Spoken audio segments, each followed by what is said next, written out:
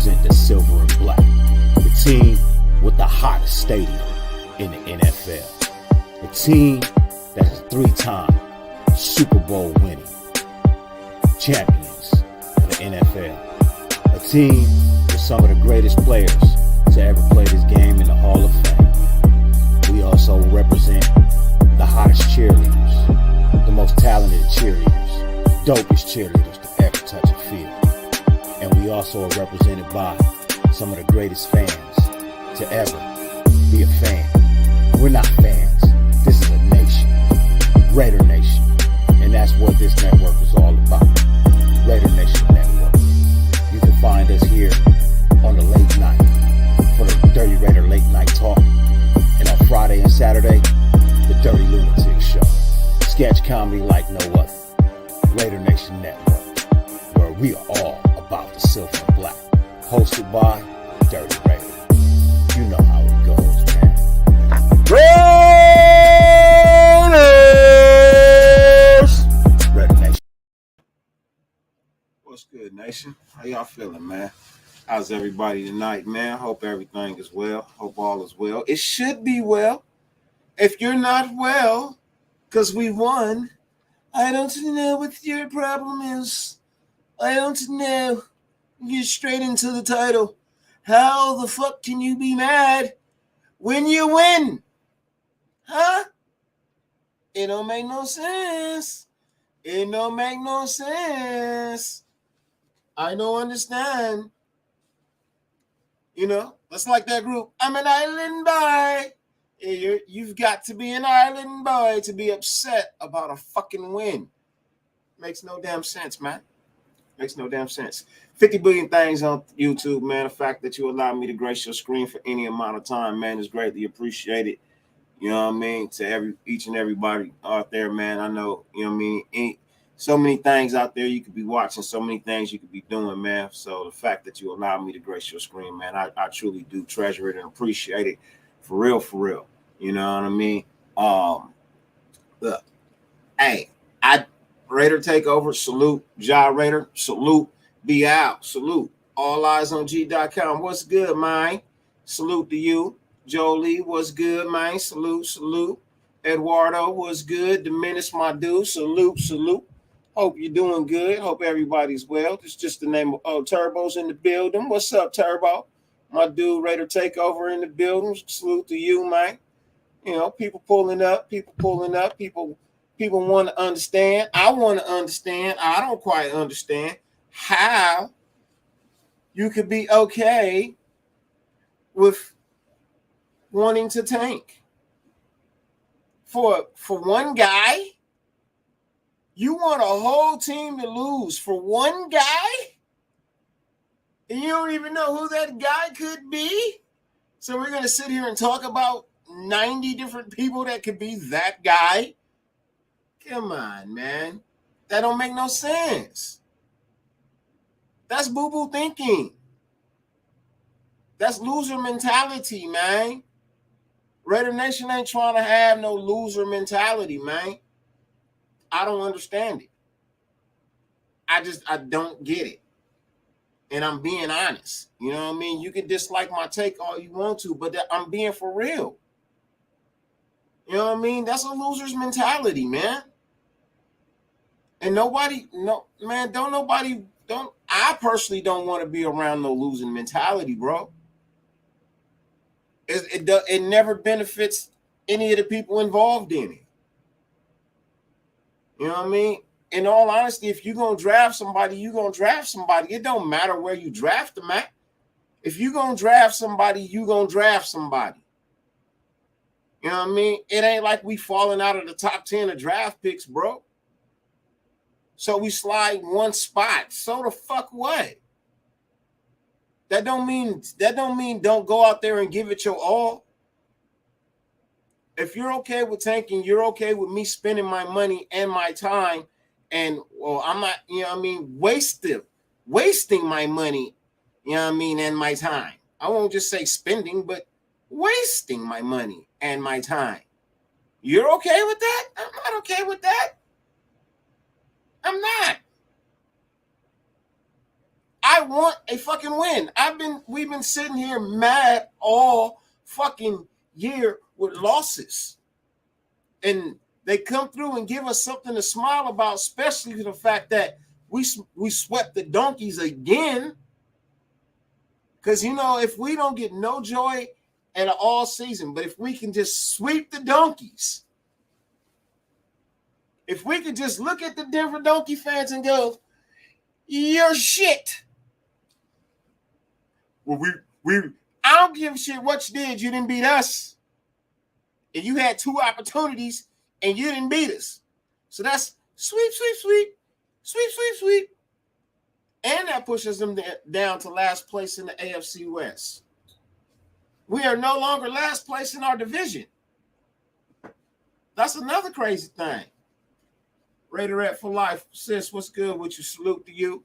Chris 100, what's good with you, man?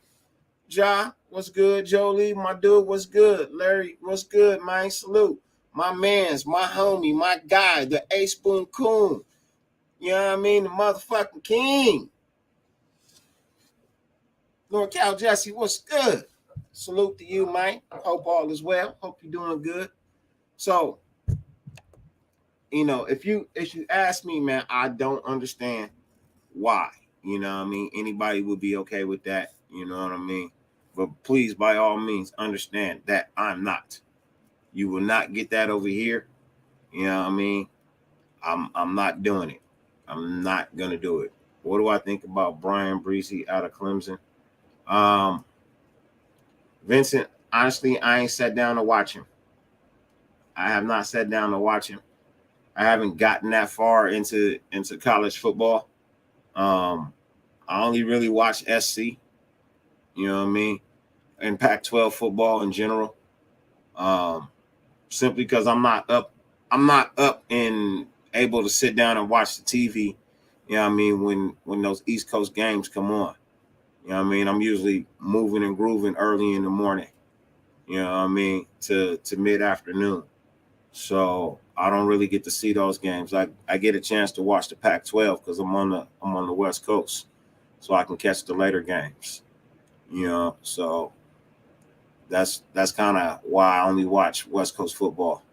You know what I mean? And then everybody else I watch on film during the lead up to the draft. That's when I get to really get versed into what's going on in the East Coast. So, ask me in a couple of months and I can tell you how I feel about the guy then. But I'm not going to make up no story and bullshit you and tell you, I don't know. I will in the off season, but right now I don't know because I watch West Coast ball. But man, 3 games from a wild card laugh. Look, 3 games, right? That's 3 games. You just finished week 11, right? So you got 6 more games. Hey, win all 6. Win all 6 of the games, man. Win your next 6 games, please. I would be, man, look, even if you miss the playoffs and you win your next 6 games, right? You'll be 9-7. You'll be 9-7. You'll be above 500. And that, you know what that also would mean? Shit got worked out. Things got figured out. Learned how to start to pull out wins. You know how good that feels going into the next season? Even if you just fall short of the playoffs. Going into me seeing that happen, going into next season with the draft picks that we have, with the free agency that's going to be all a buzz. You know how good that looks to free agents? That you went from 3-7 to 9-7, right?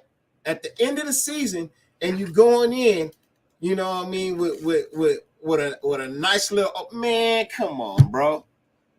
Let's just be honest. That's what I would rather see. That's what I would rather them do than tank. I'd rather them win every fucking game go 9-7, be above 500. Show me that the plan of action just took some time. I'd rather feel comfortable about the plan of action taking a little bit of time, actually starting to pan out, and I can say, you know what? All the shit that I talked about, this coaching staff not knowing what the fuck they was doing, and I want the motherfucker fired. I'd rather eat those fucking words. I'd rather eat those fucking words, bro. Knowing that I think I could be real happy with what's coming up, man. Because if that happens, bro, if we go 9-7, we win all the rest of these games, bro. Let's just say we somehow started a streak today. You know what I mean? Let's just say we somehow started a streak today, bro. Where we just, you know what I mean?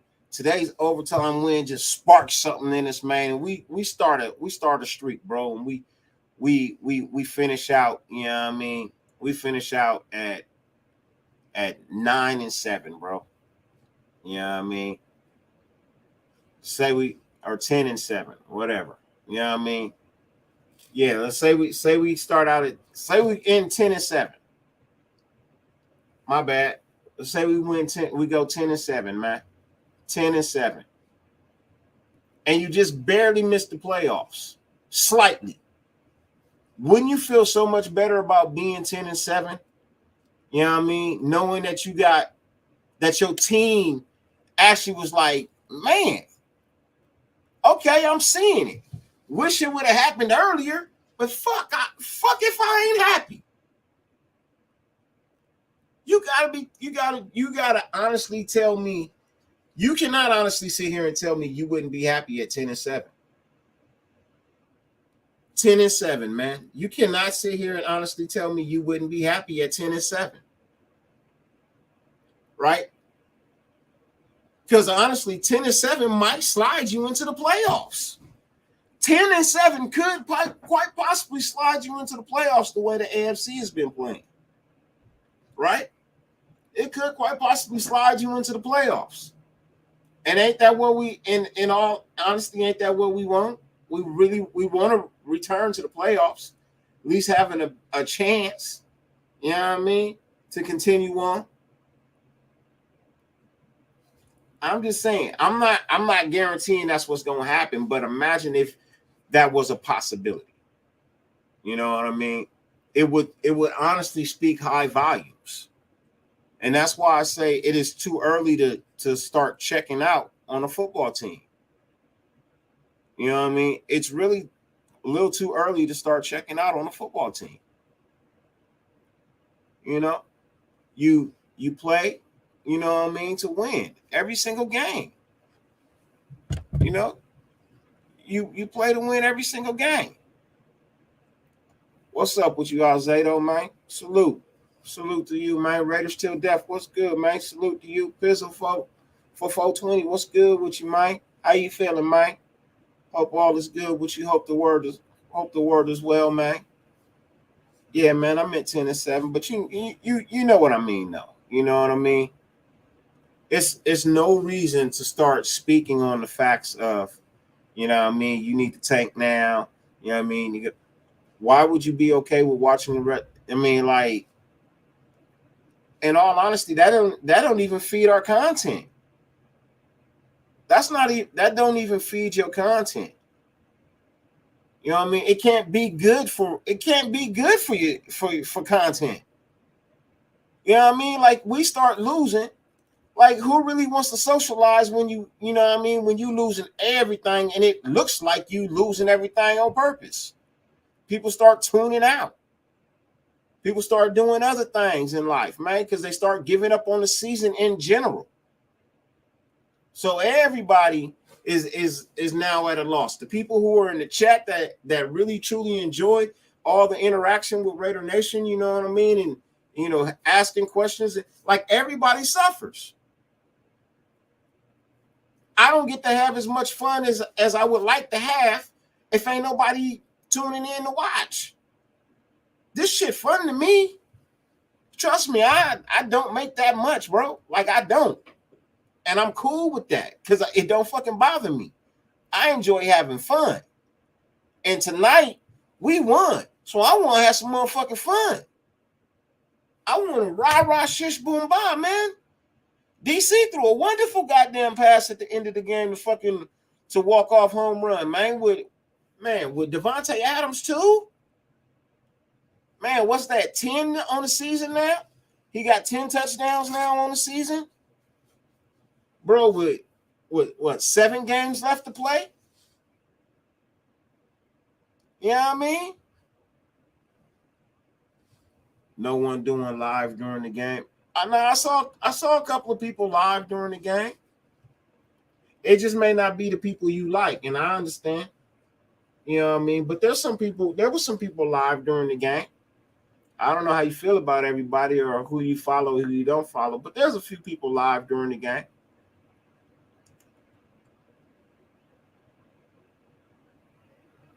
Hey, Raiders till death, bro. Hey, look, I don't know, man. I don't get it, bro. I don't see how you could be upset about winning. You know what I mean? To me, that don't make no sense. You know what I mean? I don't really see how anyone could be, you know what I mean, upset about that. You know, I don't fault you, bro. You are who your record says you are. You know what I mean? Hey, look, you may not need it. A top 2 pick is nice to have, but you know, when you get a top 5 pick, bro, you know that means you really were shit the last year, bro. And I'm not okay with accepting the fact that my team is shit. I don't want to be shit.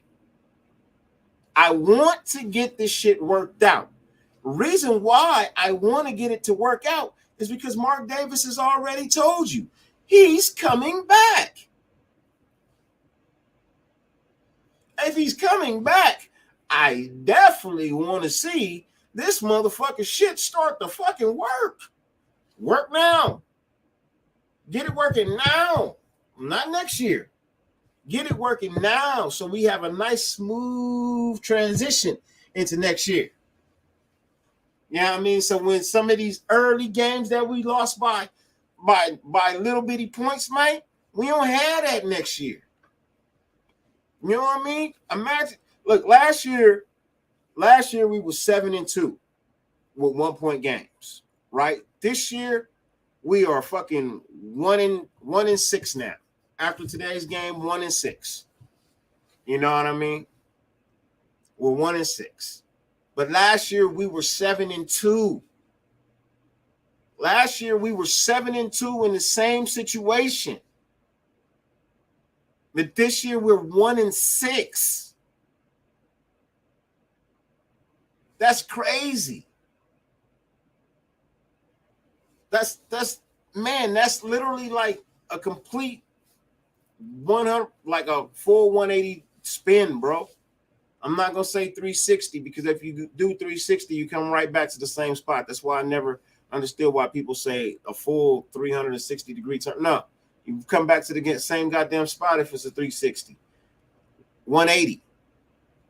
It was a complete 180. It means you went the opposite direction. You know what I mean? And you know that's what the season has felt like a complete 180 from last year. I'm hoping that this game is the other 180 to make it a 360 so we can get back to the same point that we were at last year. Yeah, it was a different regime, but you know what? You know what it was last year? It was a team of players who really, really wanted it, man. Who really, really, truly dug down and fought and went and got it because they wanted it, man. And that's honestly what I want this year. I want players to dig down deep, go out and fucking execute. Because you know what that does? That instills character. It also instills confidence. And it also makes the nation feel better. And the coaching staff looks better for it too. You know what I mean? The coaching staff looks better for it too. You start winning, you start putting things together, you get the locker room back. They start buying in. You know what I mean? They start to come back on pace to, okay, all right, coach, you know what? I see you. I see what's going on. I see what we doing. I like it. I can dig this. But if you sit back and you tank, bro, you're just gonna lose. You're gonna lose more than just the locker room. You know what I mean? You're gonna lose more than just the locker room. You'll start to lose that vote of confidence that the front office, GM and owner, instilled in you. And that's not what you want from a coach that's going to be here next year. You know what I mean? Bro, the Raiders aren't about tanking, bro. That's never been our motto, bro. It's never been our motto ever in our existence. It's never been about fucking tanking. And there ain't no reason for that shit to start now. And there ain't no reason to be okay with it. It's a complete different story if, you for a fact got the god-awful worst offensive line in the NFL. Your quarterback is 100% full on trash. This motherfucker throws 3-4 interceptions a game. Your wide receivers ain't shit. They ain't nobodies. You don't know who they are. They ain't top nothing. You know what I mean? You got not near star on your defense. Everybody has been traded away. You know what I mean? Your top-notch billing players have been shipped off to go do something else somewhere else. And you know what? None of that has taken place here. So there's no reason for me to be okay with tanking, because none of that has taken place here.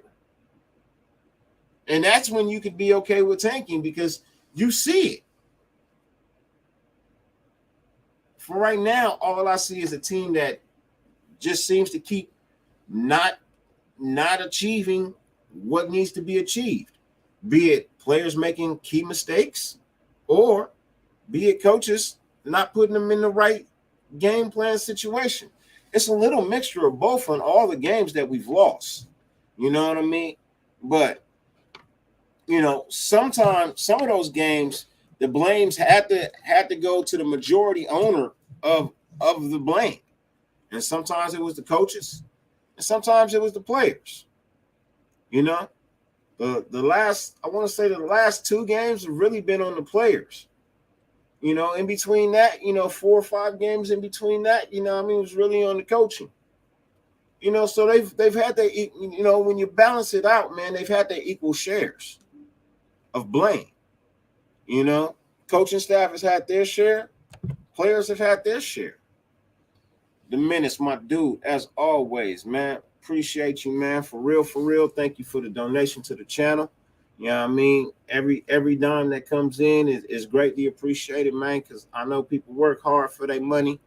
You know what I mean? And just don't be wanting to give it away for no reason at all, man. So shout out to you. And Raiders!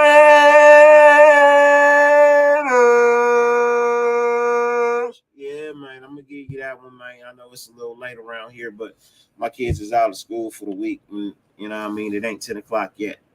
But once 10 o'clock hits, then I can't scream no more. You know what I mean? Actually, I don't even know. I may have woken up my son. I don't know. I hope I didn't. I hope he was asleep. My wife would call me if I was loud. If I was too loud. I forgot. It is 10 o'clock. Oh man. Hopefully I didn't wake him up. Anyway. Egalitarian, what's good with you, man? Raiders Allegiance, my dude, what's good? Salute. But look, man, so this game today, man, this was a fabulous game that we played today, man. And let's pull up some of these stats over here really quickly, man, while I'm on with you guys. I wasn't overly impressed with the defense in the first half. But I was really, really ecstatic with them in the second, man. The way that they came out and made changes, you know what I mean? The things that Graham, the schemes that he put them in, you know what I mean? it seemed like, you know what I mean, there was just something where, you know, he just, you know, how do I say it? He kind of just kind of teetered, you know what I mean? Just a couple of things, you know what I mean? Tweaked a few things here, tweaked a few things there. Seemed to get our guys really into like good position. But even more than that, I saw our dudes really like doing their best to execute on defense. You know what I mean? I I saw our defense really kind of buckle down in key situations and really execute. You know what I mean? Especially in, you know what? Sometimes you just need people to do what you need them to do in that time of need, right? And throughout the second half, our defense really did do that. You know what I mean? Aside from from a few key short moments, they they really did what they really needed to do. Um,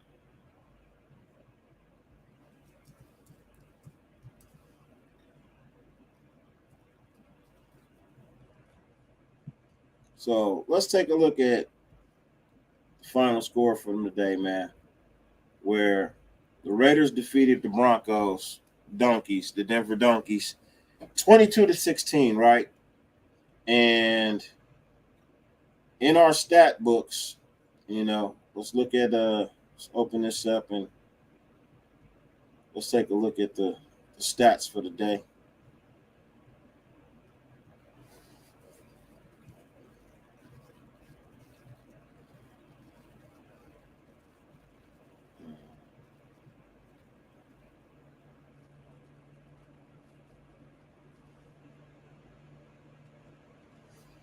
The Raiders was minus 150 today. um, so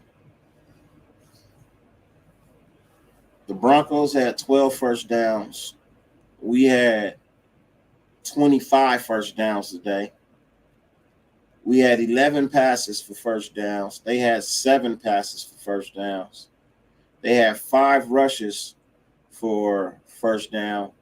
Josh Jacobs had 14. I'm sorry. 14 rushes for first downs today. And we're going to talk about Josh Jacobs and his performance today for real, for real. Hey, Mike G, my dude, what's good with you? Salute, salute. And as we get ready to start breaking down this game, man, I'm going to go ahead and put the invitation out there. The link is in the chat, man. For anybody that wants to pull up, you know what I mean? By all means, you are more than welcome to come through, holla at your boy, hang out, talk some real life Raider football today, man.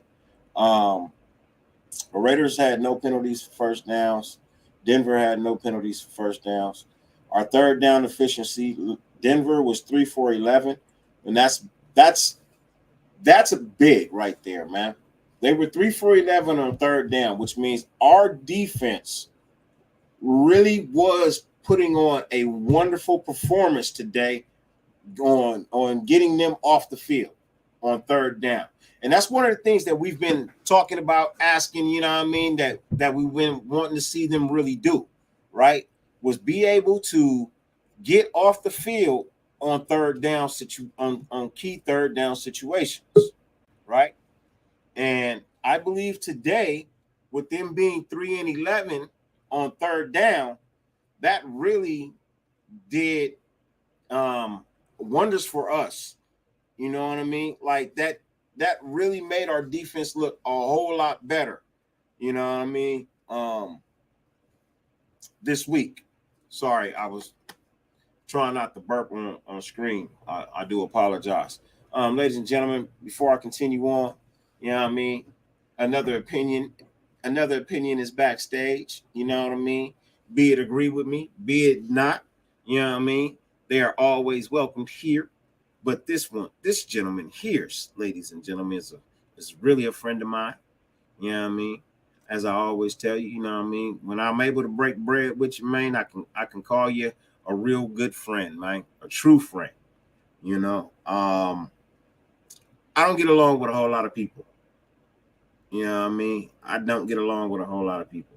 If I could spend a weekend with you camping and we still cool afterwards, hey, family, ladies and gentlemen, the king of Yes Sir Outdoors and all your fishing needs, and the CEO of Brown Crackerville, ladies and gentlemen, Mr. Red Twan.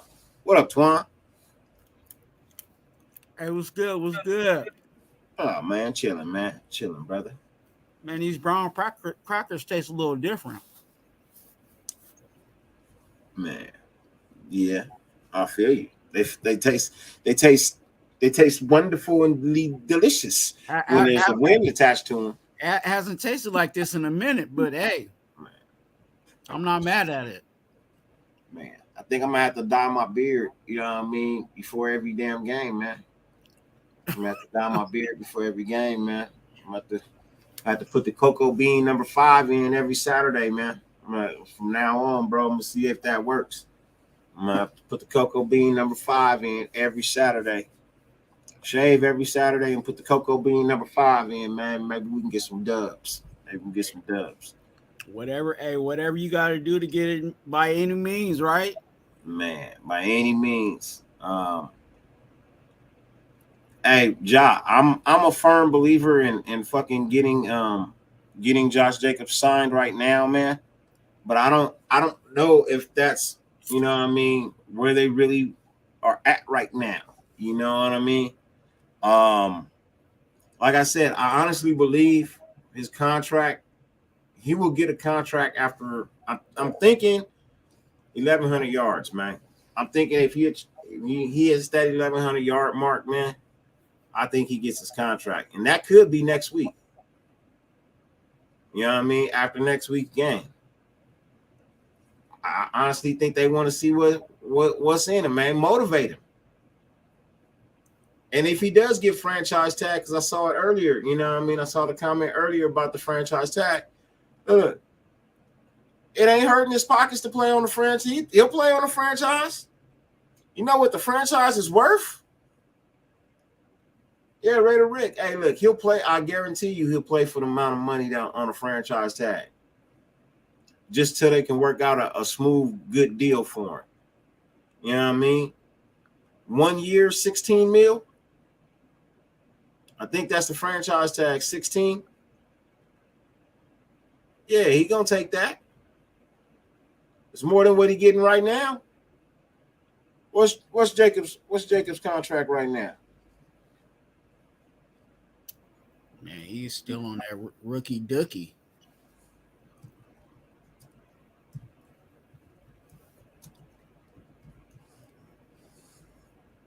He is still on that rookie. Right now, 8 mil.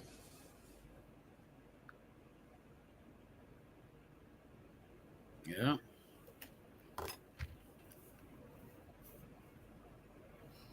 And this is just my personal belief. I don't know. I don't know for sure, but I really think Josh Jacobs feels, like Las Vegas is his home. You know what I'm saying? I really feel that with him. You know what I'm saying? He has a football camp that he does, you know what I'm saying, with for Las Vegas and for the kids in Las Vegas, and you know what I'm saying, the stuff that I've seen in his press conferences and the little interviews that he does, you can kind of tell when certain players feel like a place is their home. And I think Josh Jacobs is feeling like Vegas is his home. Now, don't play with his money. You know what I'm saying? I'm not saying don't try to sign him for $1 a year. You know what I'm saying? Like that ain't gonna that ain't gonna work. You know what I'm saying? But we need to I think if we came to him respectfully, you know what I'm saying, with something, it doesn't have to be, you know what I'm saying, top dollar, but if we came to him respectful, I think he would take it just for that, because I feel like he thinks that I feel that he feels that Las Vegas is his home.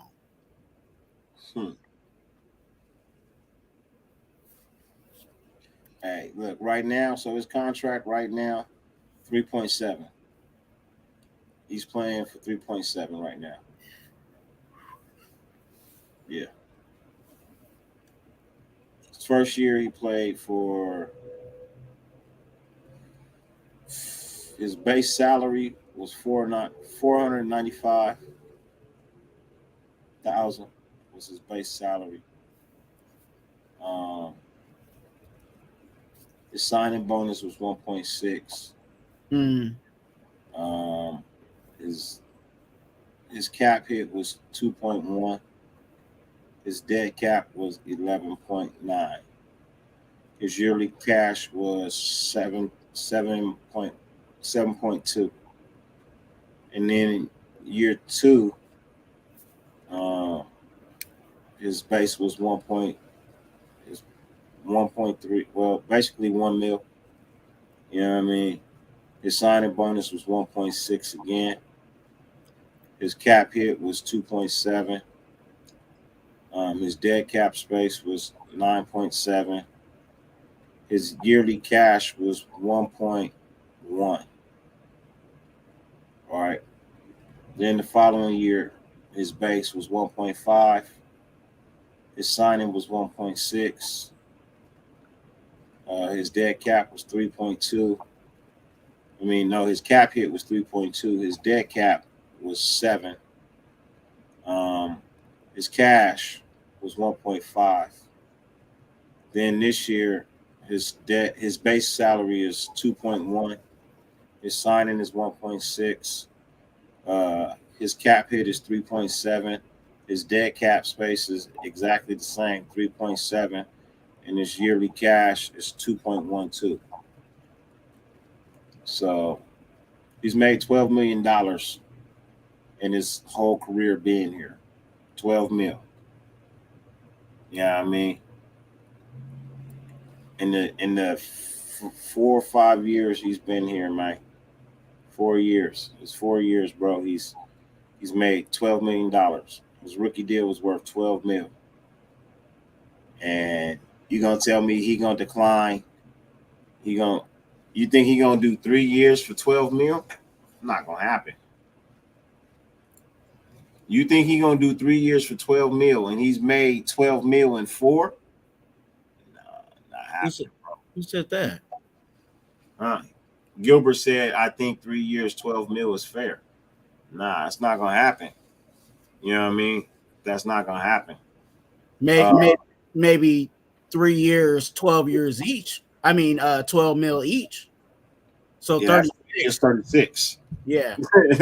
That's 3 years, 36. I'm just trying to make sense of what he said, because the first assessment, that doesn't make sense. But yeah, he's not gonna play for 4 mil a 12 year per year, kind of that would be, you know what I'm saying, that could work.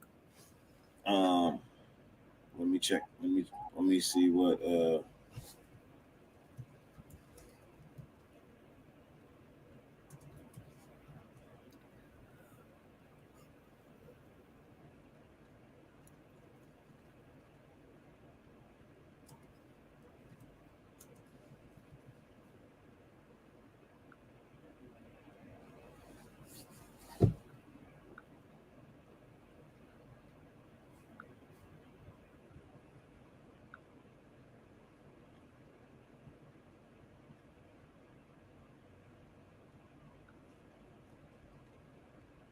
trying to see something.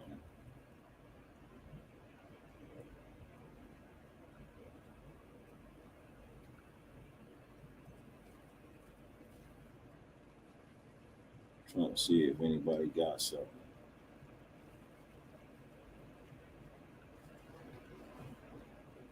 What, regarding his contract? No. So the franchise tag for running backs next year, running back 1, 13 mil. So you gonna tell me that Josh Jacobs wouldn't play on the franchise tag for 1 year? He gonna make 13 mil in 1 year, and that's more than he done made in 4.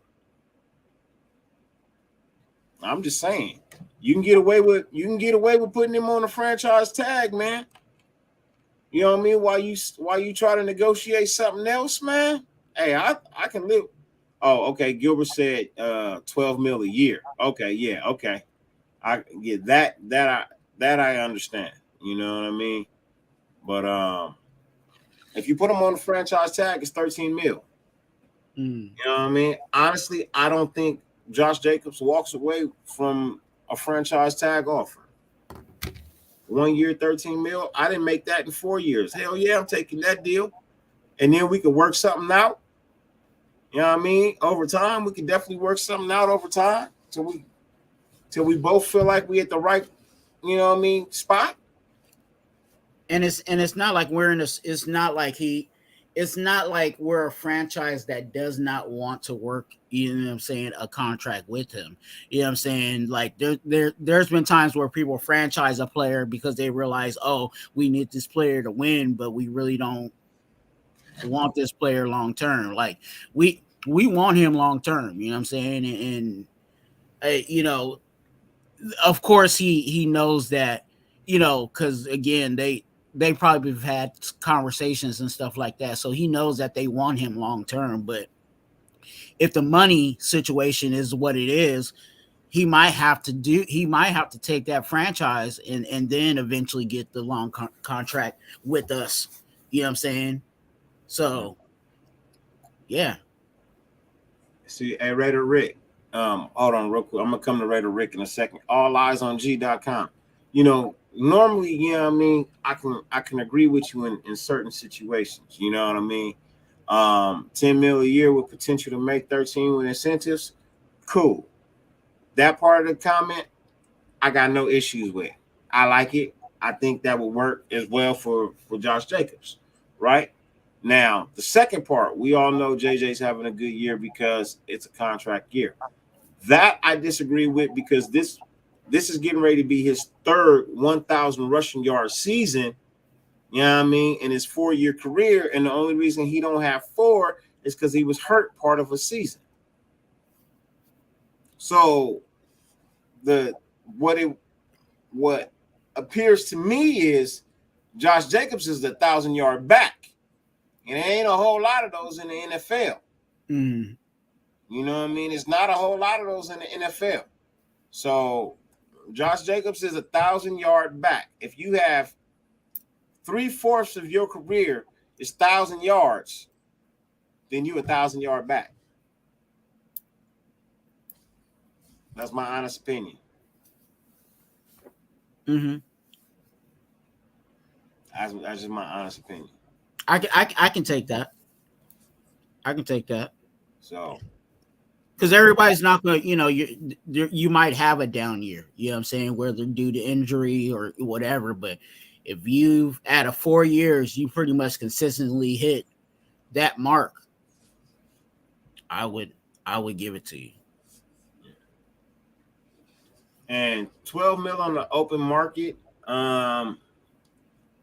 If it's anywhere with taxes, he don't stand to take that home. You know what I mean? That's another thing. You know, he wants to be here in Vegas, but he also is already accustomed to our tax break anyway. You know what I mean? Like, you think he want to give that up on the possibility of going somewhere else to man? Nah, he ain't. Look, I'm telling you, Josh Jacobs is here. I honestly believe they're just trying to figure out. I think they just really want to know, you know what I mean, if he was done with his injuries, if he can be back to the back that he was, you know what I mean, prior to last year. You know what I mean? And last year, he really turned it on once he got healthy. You know what I mean? But early in the season, he wasn't doing too well. You know what I mean? He was riddled with injuries, you know, trying to recover but still trying to push himself, right? But later in the season, as he got healthier and healthier, you know what I mean, he actually started giving more and more, and it's just continued over into this season. You know what I mean? He's ready to go. He's raring to go. You know, and he's proven that he's back to what we thought he was. So, for me, look, franchise tag him or pay him. I don't have a problem with either one. You can franchise tag him or pay him. I don't have a problem with either one.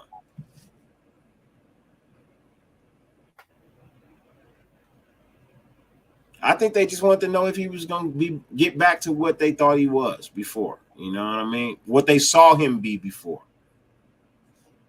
I don't think there's anything wrong with that. Actually, declining the 5th-year option is more in Josh Jacobs' benefit than it is in the Raiders. Because next year, if they would have picked it up, it would have cost them $8 million versus having to negotiate at 12 to 13 now, or franchise tag him at 13. So it actually benefits Josh Jacobs more. And he knows that. And as I said, if they really telling me that they're trying to build a Super Bowl caliber team, then Josh Jacobs needs to be back next year.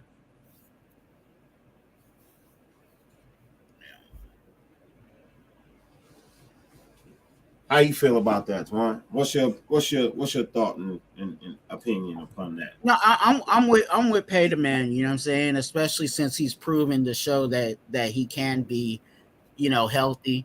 We already know that the running back situation,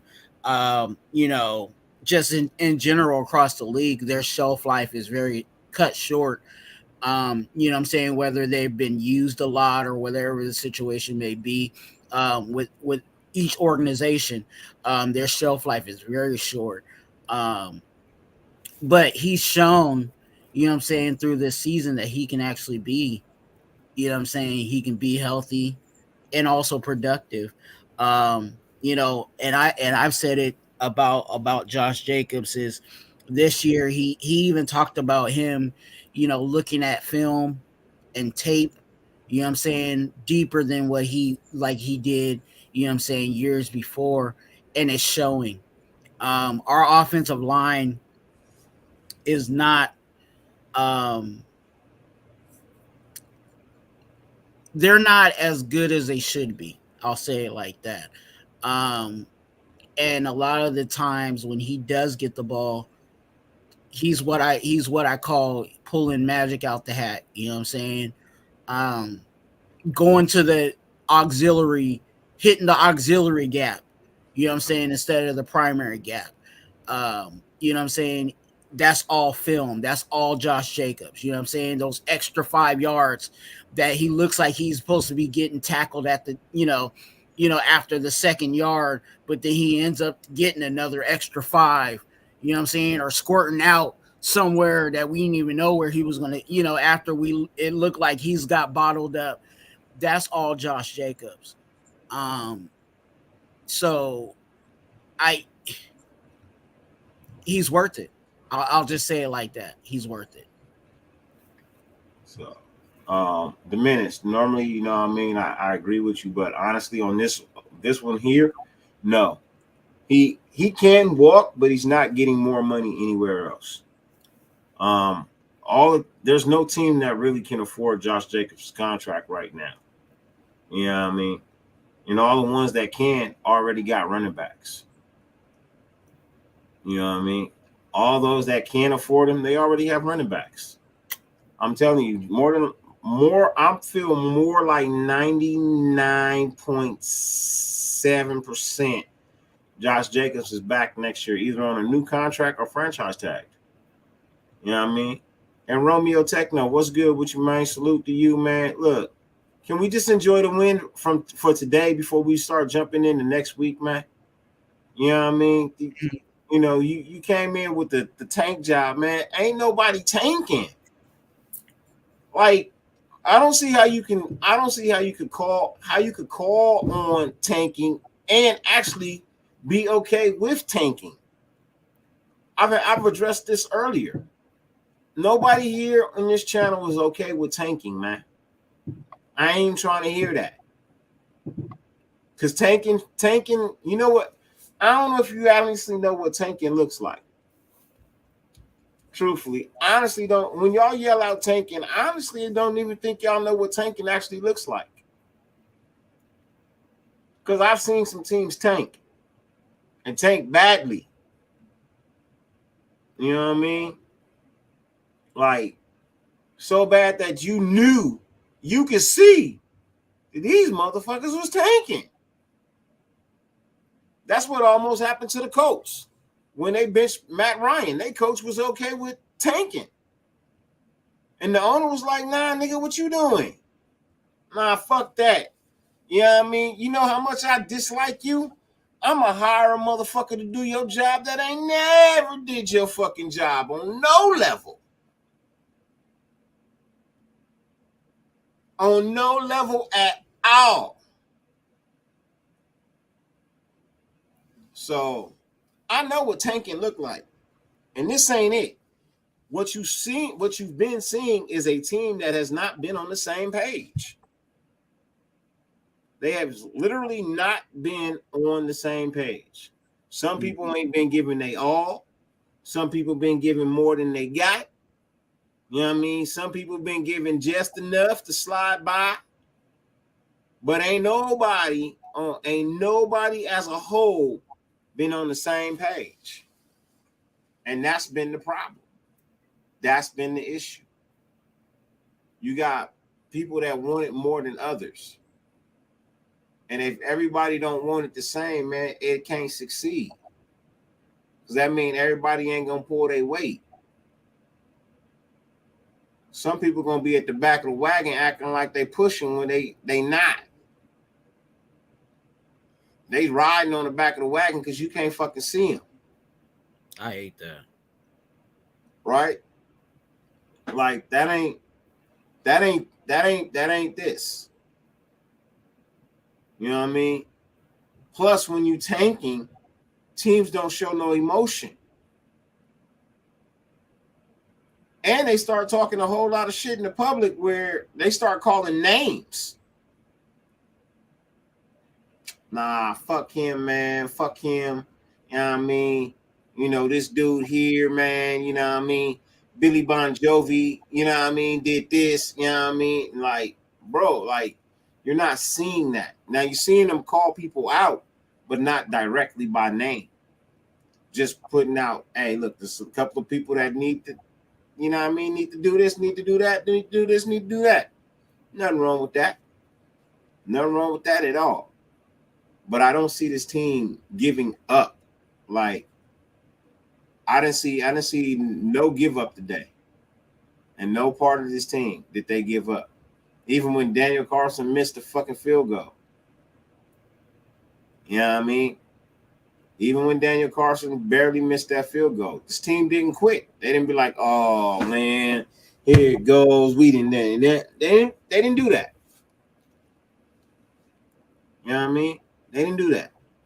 So, yeah. I'm just saying, man, you know.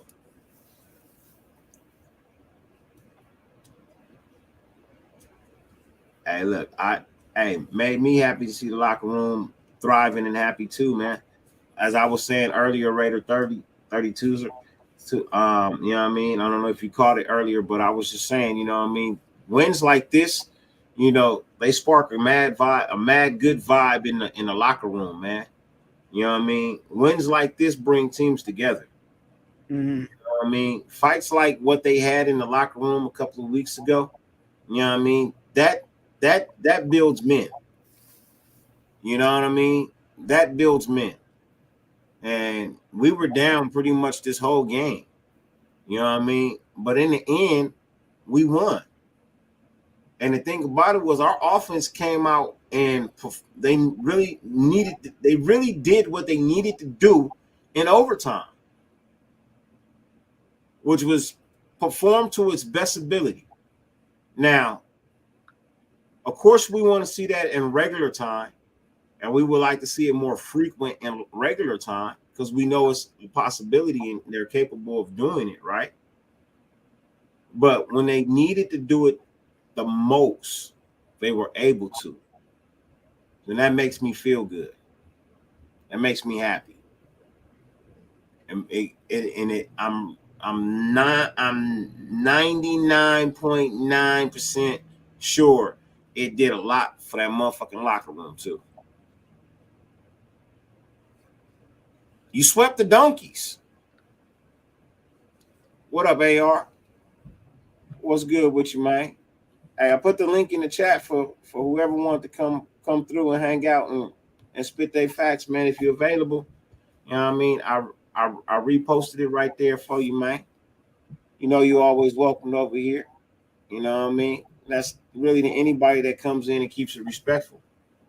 You know what I mean. Hey, look, I think that things can change. You know what I mean. Things always can change. You know, as I said earlier, I would be ecstatic. You know what I mean? I would be ecstatic if these motherfuckers could build a streak right about now. You know what I mean? I would so much rather be 10-7 than have the number two overall draft pick. I'd rather so much be 10-7, Twan. I'd rather be 10-7 than have the number 2 overall pick, bro. Because 10-7, that's a possibility of making the playoffs. That's a strong record, right? That's a strong record. It's above 500. That's a strong record. But if they went 10-7, that would mean these motherfuckers started to get it. They started to play together. They start to buy into the system. You know what I mean? I'll say this too, Dirk. I'm not.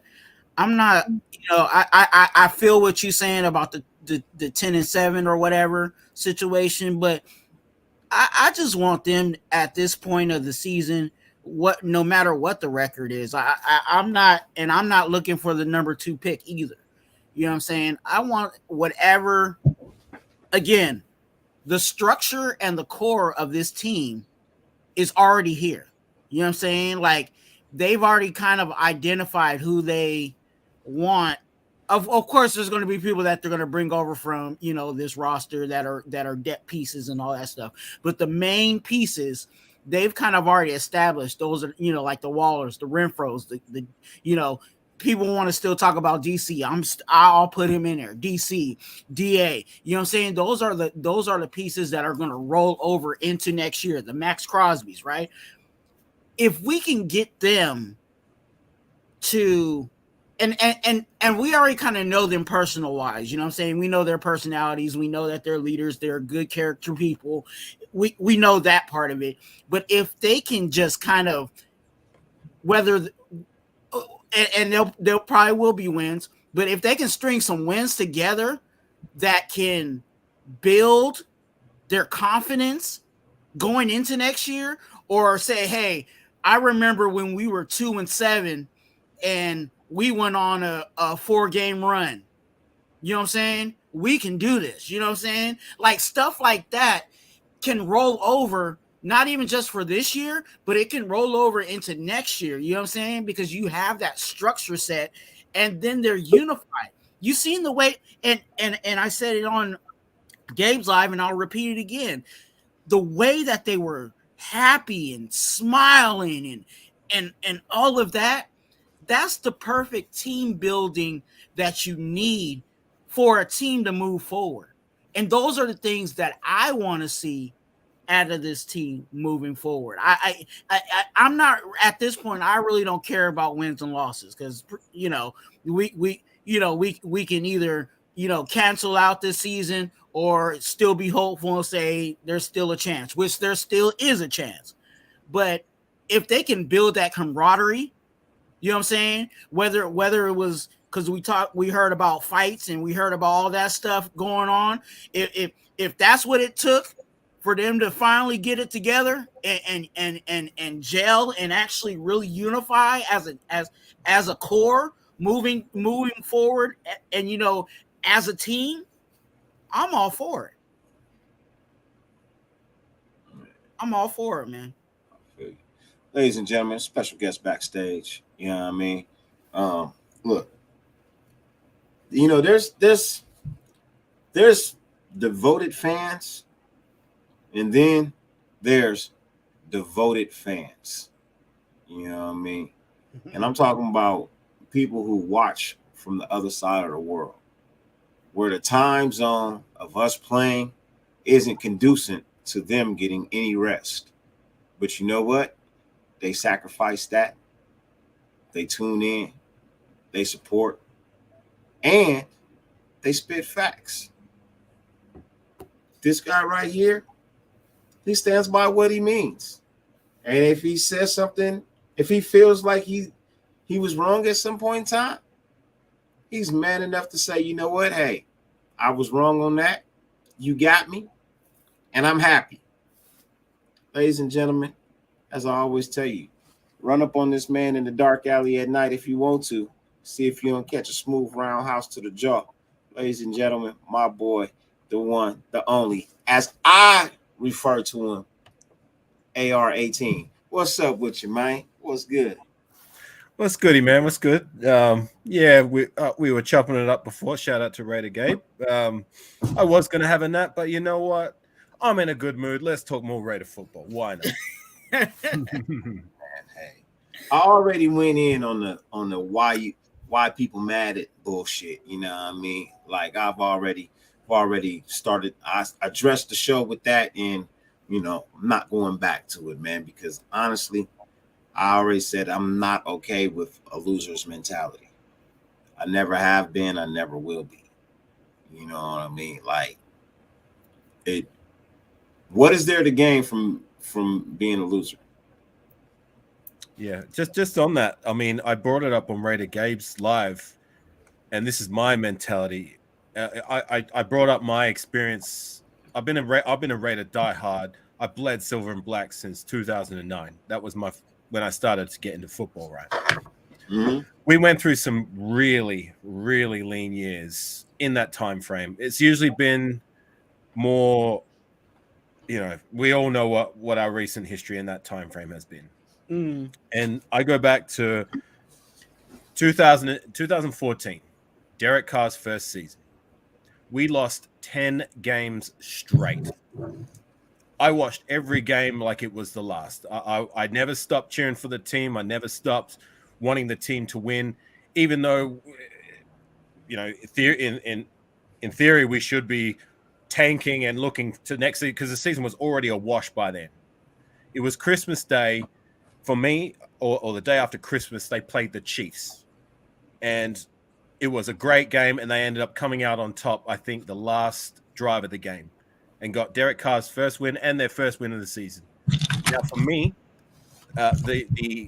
you know, it wasn't like we won the Super Bowl, we were going to achieve anything, but for me personally, it felt like we won the Super Bowl. And I got really emotional after that game. And you know, even now, like thinking about it, like I think about how that made me feel. One win. And to be honest, like that's my philosophy is like, I don't look to next season. I don't look to the draft or free agency or whatever that is. Next season is next season. I care about the now. And I don't care whether we're 13-3, 14-2, 15, whatever it might be, 1-16. If we win a game, I'm happy. It brings me more joy than most things in life is seeing my Raiders win. I don't care about the context. I don't care about anything else. Just win, baby. That's all I give a shit about. Man, well said. Well said. You know what I mean? Because I personally don't understand why anybody would be okay. I mean, if you've been a Raider fan as long as me, you know what I mean? Like you want to win. I just want to win. I want to win every week like it's the last game of our lives. I don't care what the record is going into the week. It's always about winning. And you know, the fact that we won today, like my vibe is I'm feeling fantastic. Like, you know, I got stuff going on in my real life. That's all been put on the shelf. Like I'm here talking Raider football because I'm feeling real good today. You know what I mean? And the Raiders winning, despite the context, despite what's happened in previous weeks, has everything to do with that. Man, and I ain't letting no one kill my vibe. No fucking sir. I know we won today. You know, I know we won today. You know, I'm always looking to put a smile on people's face, man. Let's put a smile on everybody's face real quick, man. Let's put a smile on everybody's face as we go back and we take a look at something that we've been wanting to see all year. Carr loads up, and this is open! Touchdown! A sweep of the Broncos for Las Vegas!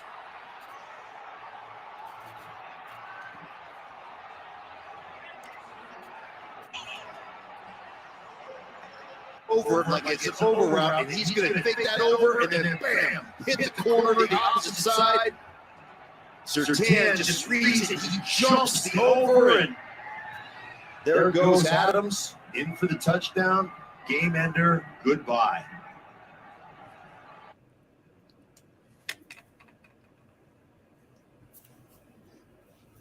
Man, I love it. I love it. You know how many years that we've been on the opposite end of that, where the Broncos have been doing that to us? How many times I've seen post game where the Broncos been talking shit about us and talking shit to us and that, you know what I'm saying? And for us to come out on top, that just makes it even more sweeter. And like you said, that just the irony of that, you know, he didn't get the call, you know what I'm saying, his way. The other play, you know what I'm saying? And he was pissed off about that. You know what I'm saying? Obviously he was so pissed off that we got a flag for that situation, you know what I'm saying? But for him to be able to be that guy to shut the door, you know what I'm saying? To be a part of that situation of shutting the door, you know, because it's not just on him. You know what I'm saying? The offensive line had to hold up. DC had to throw a good ball. You know what I'm saying? All of that had to go into play to make that final play. You know what I'm saying? But for him to be a part of that, to shut the door, is just, and for him just to be able to, yeah, you guys did us wrong, but bye. You know what I'm saying? It just makes it even sweeter. hey, Raider 32s. That's a. You know what? That is a wonderful thing for you to say, man, because it's the truth. He is having a better year than both of them, even with the losses that he has. He's having a better year than both of them. Is he having a better year than Herbert? I haven't been paying attention to Herbert. I know the Chargers have been more successful than us, but has Herbert not been performing either?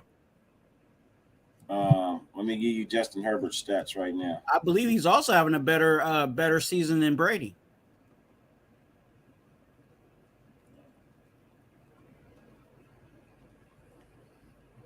Let me get you Justin Herbert's stats right now. And this isn't us saying Derek Carr's been great. You know what I mean? No, not at all. That's not what we're saying. We're trying to play middle of the field. I think this is more directed at the people who want to push the narrative. It's all the way Derek Carr's fault. You know what I mean? So right now, he currently has 2,450 yards and 14 touchdowns with a QBR rating of 89. And Derek Carr, give me 1 second. Let me pull that up.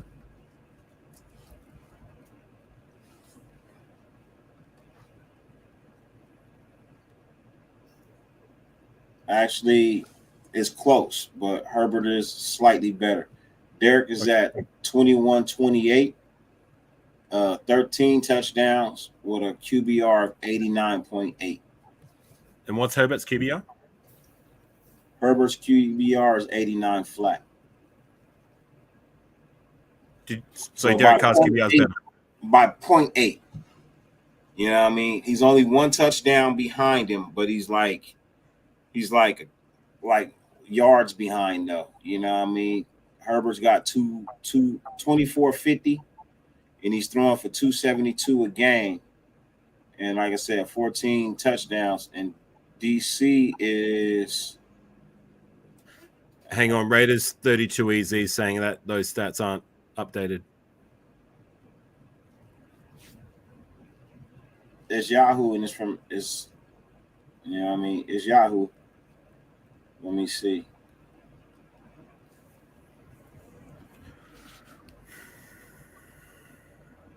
Let's check out what is the NFL.com saying.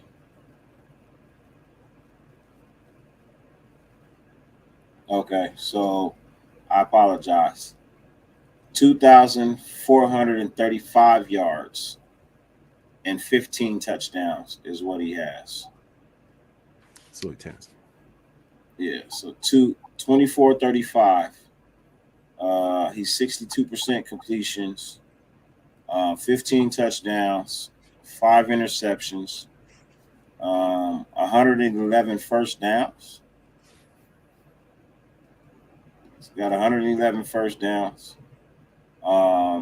He's 31.9% on first downs. He's got 32 20-plus yard passes. He's been sacked 20 times. And he has a QBR rating of 91.6. That's Derek Carr. Let's go to Justin Herbert. Let me scroll down. I like your energy, dude. The dude. I like that comment. So for Justin, so far this year, Justin has 2,730 yards. He has 16 touchdowns. He has 7 interceptions. He has 130 first downs. His first down passing percentage is 31.2. He has 34 20-plus yard passes. He's been sacked 17 times. And his QBR rating is 90.7. So Derek Carr's QBR is higher, but at 91.6. But the rest of his numbers are slightly behind him. You know what I mean? There's roughly a 300-yard passing difference between the two. Yeah. I think for me personally, I mean, I try and keep a middle ground. Like for me personally, the eye test and a lot of Raider fans, like it hasn't been good enough so far from Derek Carr in terms of what we've expected to get the best out of him.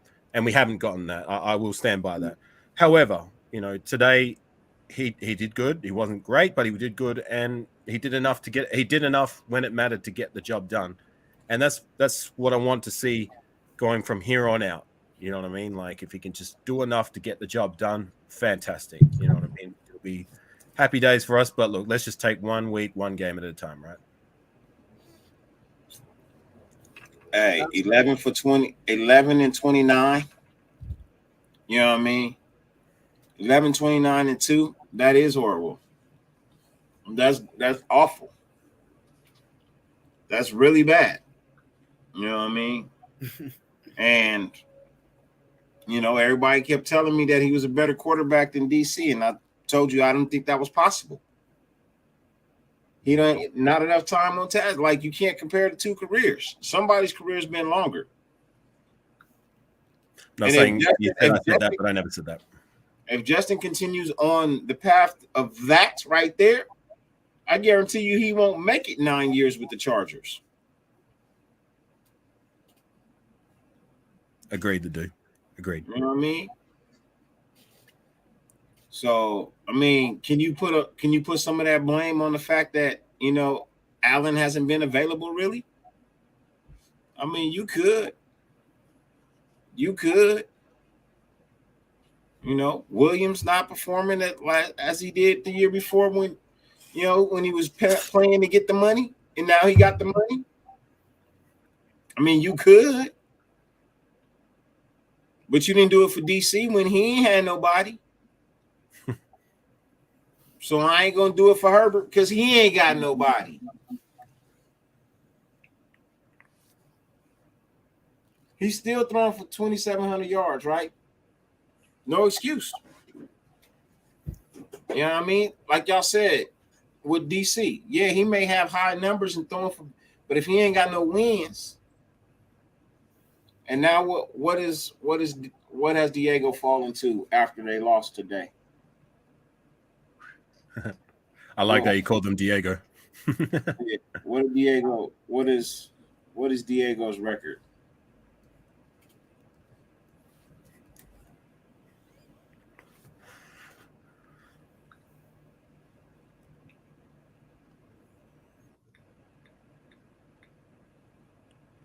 Yeah, the dude. I mean, we got one win today. Hopefully, we can turn one win into 2 wins, 2 wins into 3 wins. Let's see where we're at, 1 week at a time. Yeah. So they fell to 5-5. They fell to 5-5. That's what the Chargers fell to. We are 3-7. Right? We're 3-7. So we're 2 games behind them. We're 2 games behind the Chargers. And they ain't looking no better. You know what I mean? They ain't looking no better. So what's not to say 10-7 can't get you into the playoffs. Playoffs? Let's take a look at AFC standings. Let's see what the AFC standings looks like right about now.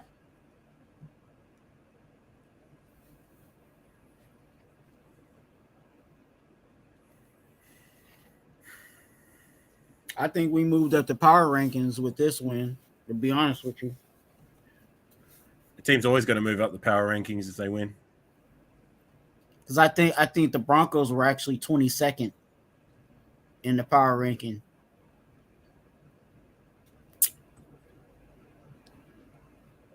So Miami 7-3, Buffalo 7-3, Patriots 6-4, Jets 6-4. Didn't that change today?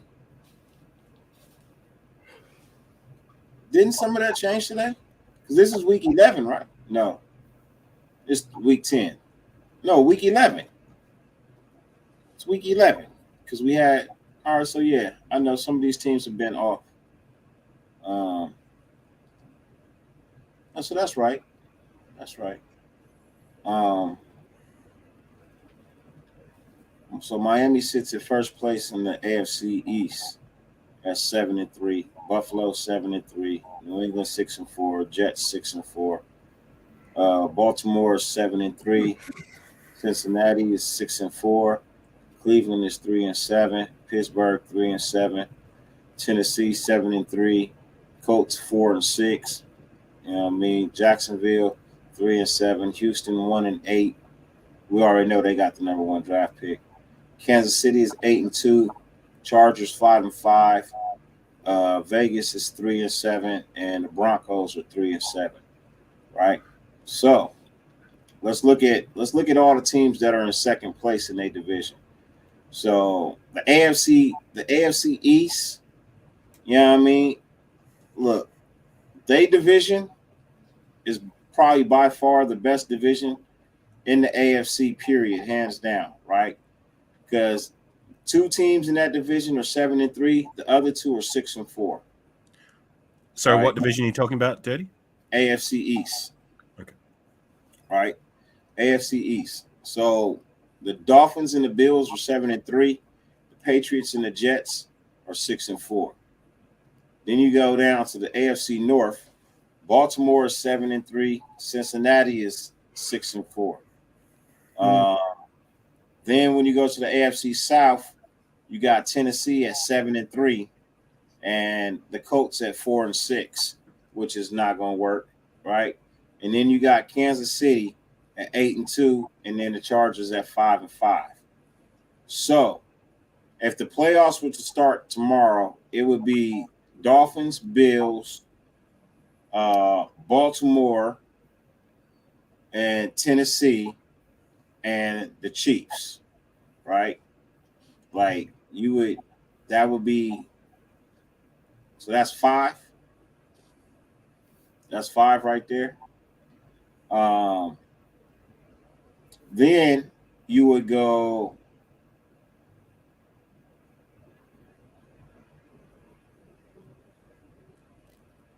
Cincinnati. Cincinnati would get that number 6 spot. And from there, you would give it to New England. New England would get that 7th spot if the playoffs started tomorrow.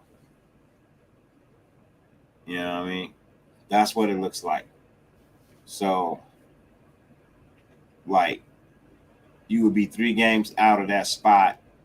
So you need, you know what I mean? If they was to go on the streak and go 10-7, I could see a couple of these teams falling, you know what I mean, to below 10-7. Maybe New England drops below 10-7. You know what I mean? Maybe the Jets fall. You know what I mean? Because the Jets have been kind of sliding lately, you know. But because they are in their division, they're 2-2. They're 2-2 in their division. They're 4-1 on the road. They're 2-3 at home. Non-conference games, they're 1-0. Inside the conference, they're 5-4. So yeah, they could slide, right? The Bengals, another team that, you know what I mean, has been hit or miss. And we could definitely take over the Chargers. So 10-7 is not out, but it ain't in either, right? You know what I mean? It ain't in either. But more than anything, it would just make me feel so much better to know that this team fought its fucking hardest, and they showed me that they got a grasp on this shit, and next year should be lights out for the NFL. Let's just take care of business and let the cards fall where they will. Yeah. That's all I want. Take care of business. Take one game at a time. Try and win every game. I'm not going to push this narrative of tanking. No fucking way. Let's just try and take care of business and let the cards fall where they will. That's what I believe. Let's get some team camaraderie, team building going on. Because I rather, like I said, I rather deal with the mess now. You know what I'm saying? So that when we go into next year, we can just move forward. You know what I'm saying? Like, if it takes for us to, you know, when I say us, I'm talking about them as a team. You know, if it takes for them to, you know, have a couple of more fights in the locker room, you know what I'm saying? Just to, you know, sometimes, we let's be honest, man, for all the fellas out there, you know what I'm saying? Like back in the day, you know what I'm saying? Sometimes you will fight with somebody and that turn around to be your best friend. Hey, you know what I'm saying? Like that's just how, you know, it was, you know what I'm saying? You fight it out and then you move on or live for another day. And sometimes that person that you fought with ends up being your best buddy. You know what I'm saying? And I think if that's what it takes for this team to you know, gel or unify or whatever it take, you know, whatever it does for the team, then hey, by all means, maybe they need to just have some every Friday who got beef with each other. You know what I'm saying? Meet up at this spot. Let's throw hands. You know what I'm saying? Twan, to that point, do you remember last year? I think that happened when remember we lost to the Chiefs. Remember when we had that game where we got steamrolled, and some players, I remember Divine Diablo in particular, came out in his rookie season and said some things at the press conference about like certain players aren't doing this and that or whatever it may be. But I think that happened last season, to your point, and look what happened. We were able to galvanize, regroup, and focus, and we got it done. And if anyone's going to call that luck, I think that's a ridiculous take. I mean, we found a way, we got it done. So it's not all the way outside the realm of possibility. But, you know, like I keep saying, I'm just going to take it 1 week at a time. I just want the team to just take care of business, take every game as it comes, and hopefully get the win and move forward rather than taking steps back. You know what I mean? Yeah. Yeah, absolutely. Like I said, and it doesn't have to be fighting. Whatever it is, whether it's because they did talk about they had like a, you know, team meeting, you know what I'm saying? And it was only, it was coaches weren't allowed. You know what I'm saying? It was just the players. You know what I'm saying? And if that whatever way they feel that, whatever way gets the result where you see now that they're not playing for themselves, they're playing for the team. You know what I'm saying?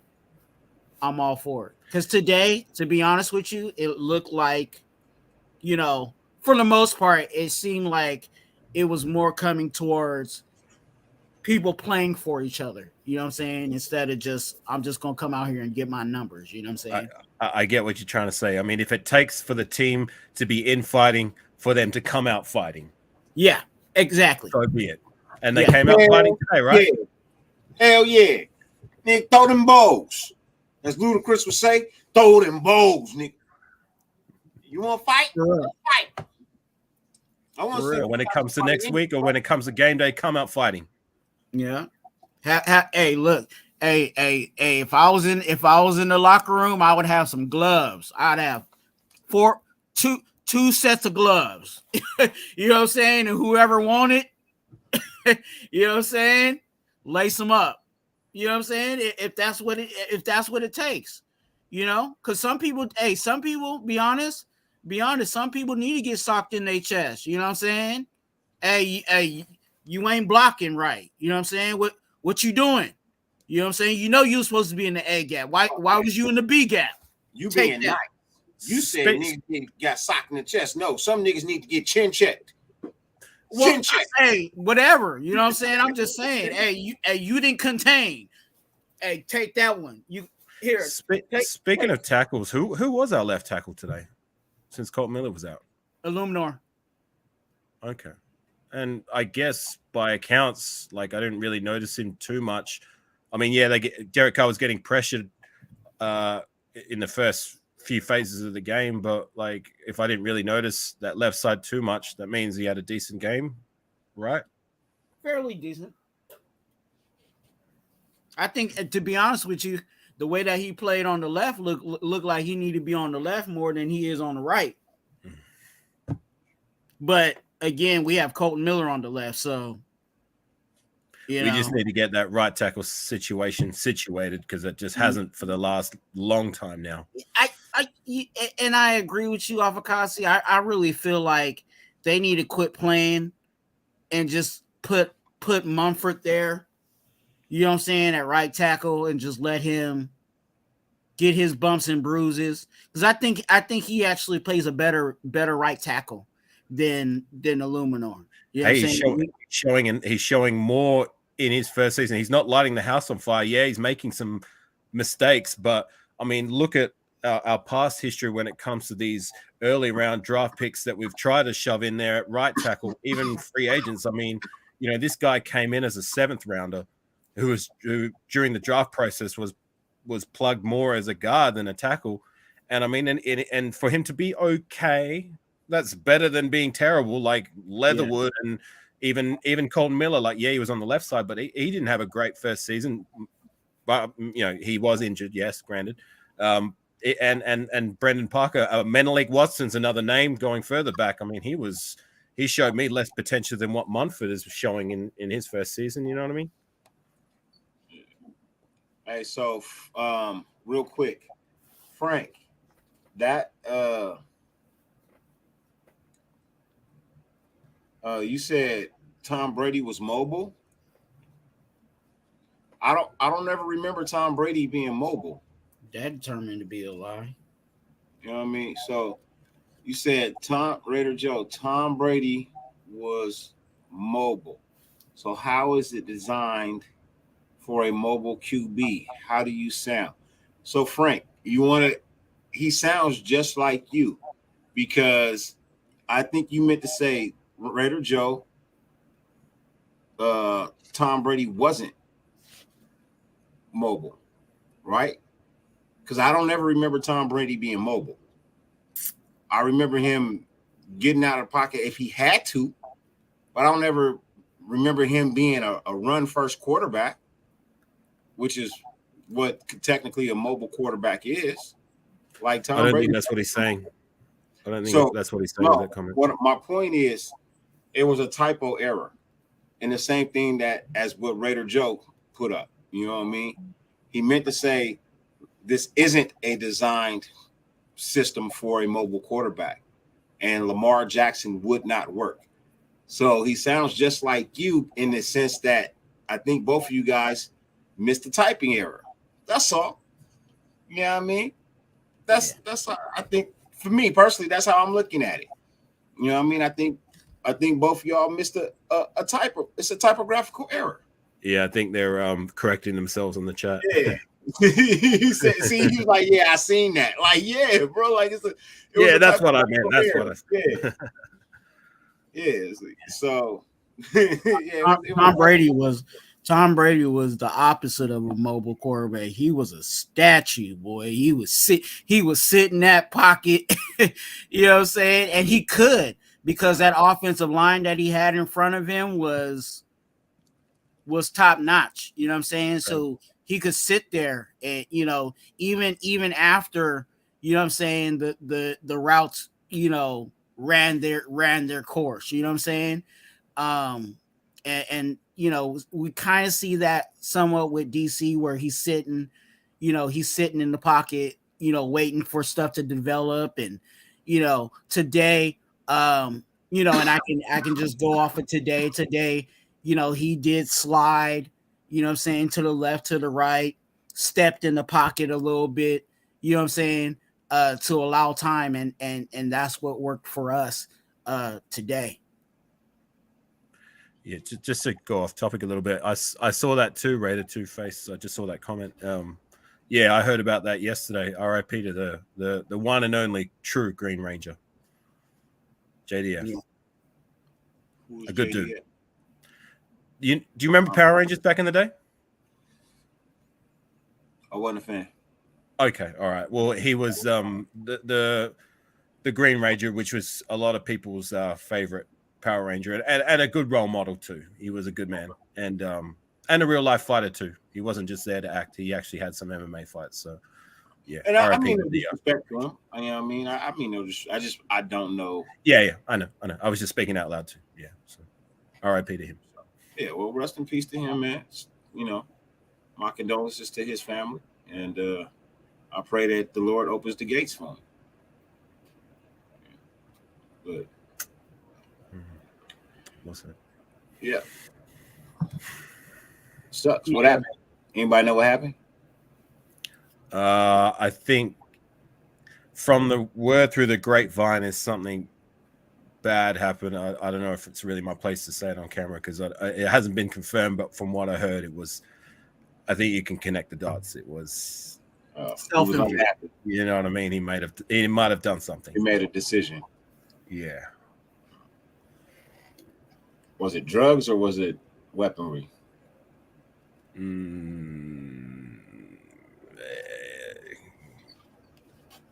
Yeah. Yeah. Like, that's what I heard. But like, look, whatever the case, RIP to him. You know what I mean? Yeah. Yeah. That's crazy. But see, I hate that, man. That you be so. And that's why, you know, I say, you know, a lot of people don't want to be celebrities, bro. You know what I mean? Because, you know, you can get to such a point in your career where you have all this fame and people love you. You know what I mean? And people, but you can't get a job doing nothing, right? Like, you get all this love and recognition when you go somewhere, but you broke as fuck. And you don't really want to tell these people that you broke as fuck, because they're going to be like, you broke? Or why I haven't seen you somewhere, like, and these people take it rough, bro. Yeah. Like, they take it rough. I'm sure it's not easy for these guys in these high profile positions. When the lights go off, what then? You good? Who, me? Yeah. Yeah. No, I just made a comment saying, like, you know, when the spotlight is off, when you're in that high profile star position in life, like you're an actor or an athlete, but when the lights go dim and that phase of your life is over, a lot of people struggle with the next phase of their life once they've had a taste of that high profile lifestyle. You know what I mean? It happens. It happens not just even in movies and in entertainment. It really happens in real life. A lot of these people, a lot of people, and they say that's one of the statistics and very key to life is people have worked, 20, 30 years, for whatever job, they punched in the clock 9 to 5 or whatever. And then when they retire, then they don't have anything to do. Like you've been working all this time and now it's just, you have nothing to do. And that can lead into those feeling useless, feeling not worthy, feeling all those emotions. That's why they encourage people that are retired to find a hobby, find something to do, because if you just retire and you shut down, sometimes your body will literally shut down, and you run into issues, So yeah, it happens, and just think about us as men, we identify as what we identify ourselves as what we do, hardworking men, we and when that gets stripped away from us, we kind of lose our identity, we kind of lose our purpose, when something like that gets stripped away from us, or just that thought of, typically men are supposed to be the providers, right? So if you are in a position where you used to provide, but now you don't provide at all, what do you mentally go through? What is that? So all of that goes into those situations where some people feel like my life is over. I guess I can resonate with that, because I mean, I've been through a similar situation. Not saying that I thought about that route, but yeah, I guess a lot of why I've been a little bit more active in the last few months is that this has been my outlet, release, and my hobby, so to say, to focus on, okay, like some things might not be going right in life, but what's something that can take your mind away from it, at least for a little while. Yeah. And being able to get on this live scene, talk to my rated, brothers and sisters from across the ocean and to the world on the YouTube, like it's helped, it really has. Yeah. That's why I go fishing. It saves me from choking a hoe. He meant that jokingly, YouTube. He would never advocate violence towards a spouse. Oh yeah, absolutely. I say that. I say that every time I say it jokingly, but I say that in the sense of that's where I get my release. That's your woo side. That's my hobby. That's when I want to get away from things. I go fishing. And of course, like you said, YouTube is also a great place for me to communicate and meet people and have these types of discussions, impromptu or scheduled. So I love it. But I encourage everybody, to have something that you can do.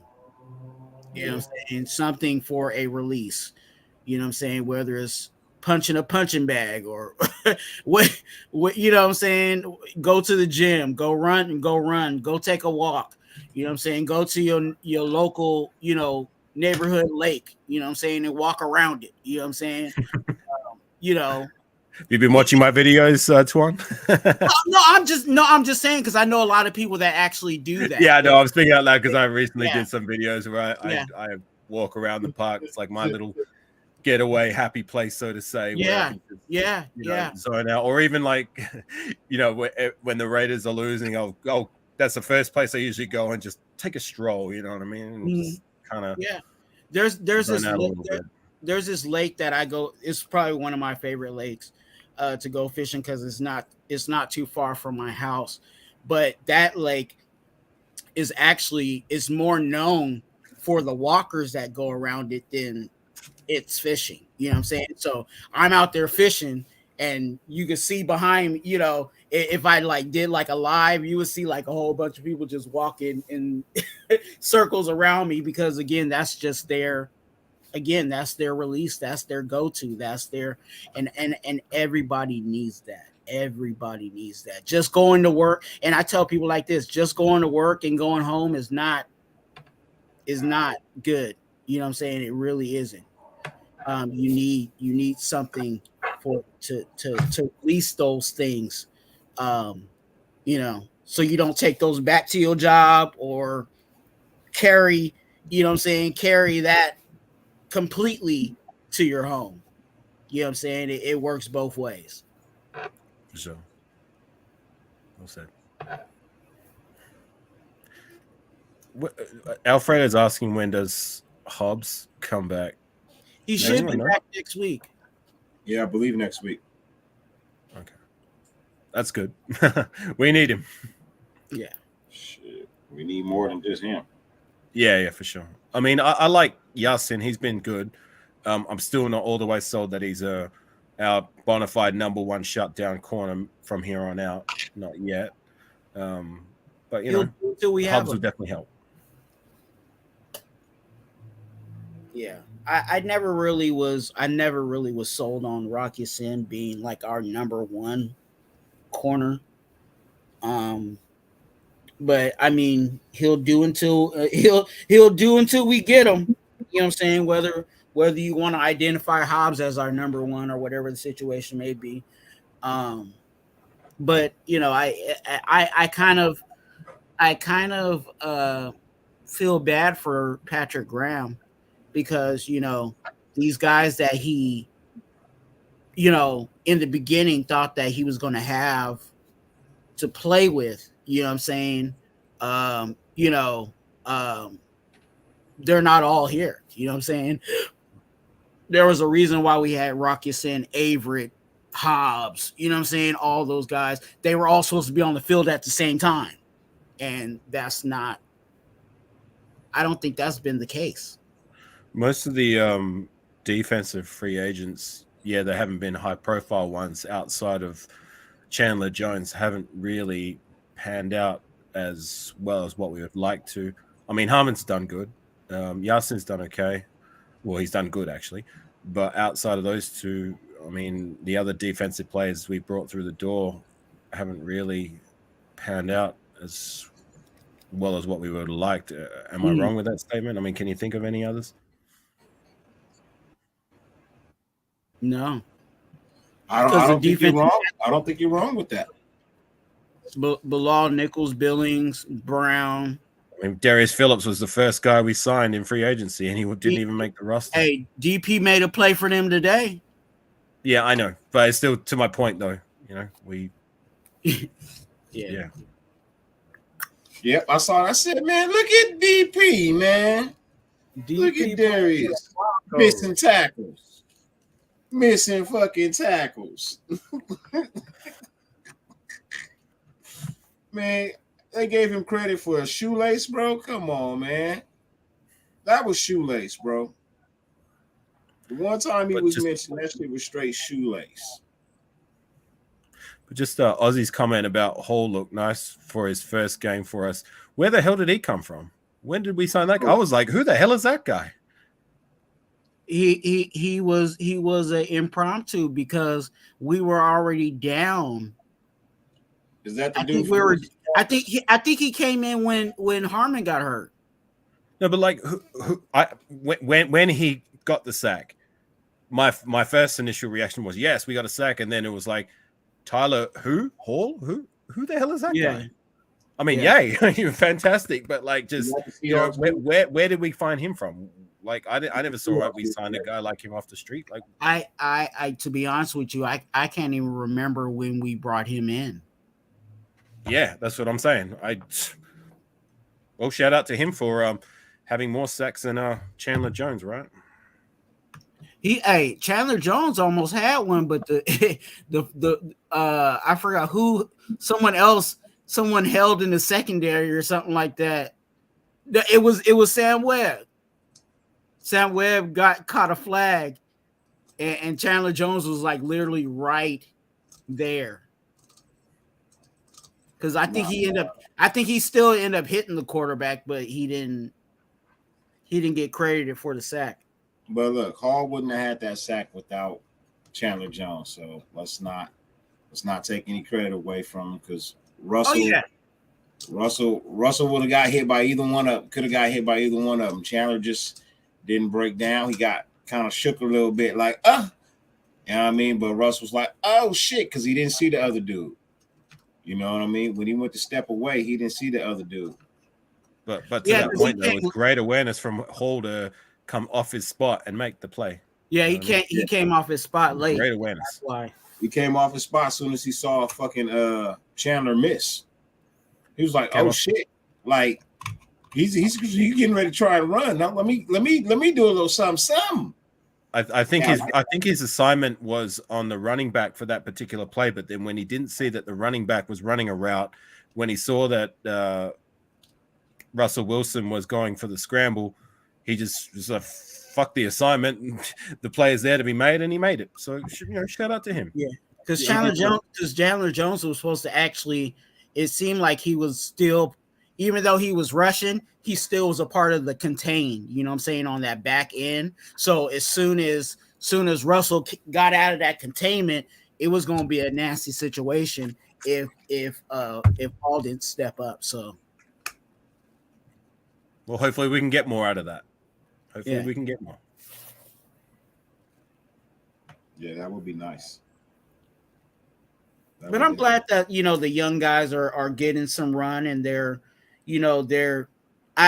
not,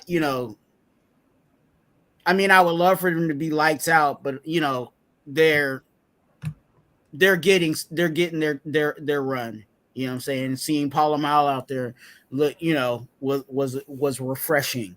You know what I'm saying? To see Masterson, you know what I'm saying? Is it me, or did I notice that Masterson wasn't playing the second? Was he injured? Like, I didn't notice him getting snaps in the second. I mean, I know he went into the game with an injury. I mean, am I wrong? Like, I just didn't. I saw him on. He even though you didn't see him a lot on defense, he was on special teams. Okay, all right. He was on special teams, and I didn't notice because he made one of the big hits down there. What about Darren Butler? Was he active for today? No, I don't think so.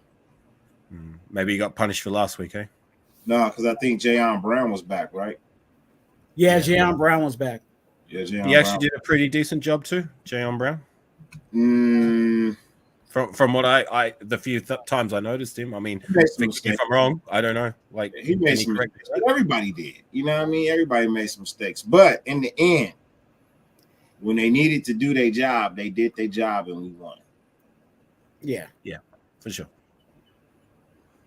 They held the Broncos to 16, which is what we held them to. What? That's more than what is less than what we held them to last time, right? Yeah. So. And right away, I made a point of that on Gabe's live. Like, for me, that was Tima's best game as a Raider. He's a guy who gets a lot of criticism. He showed up today.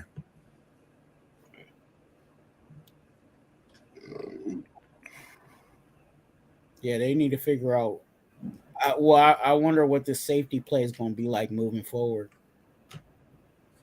Yeah, that's a tough one, man, because in all honesty, let's be honest, like them being without Hamill and Jerry Jeudy really played into our aspect. That helped out a lot. You know what I mean? Yeah. Like let's not act like they was at full strength, but in all honesty, we don't give a fuck because it's the Broncos. We don't give a fuck if you got all your players. We just want to whoop your ass. when it's time to play. Neither were we, Dirty. We weren't at, we were nowhere near our full strength. Yeah, we missing some shit. To be honest with you, I think just looking on the outside, you know what I'm saying, situation, I think we were kind of evenly matched, to be honest with you. They had one real wide receiver option. You know what I'm saying? We had one wide receiver option. You know what I'm saying? They had their running game. We had our running game.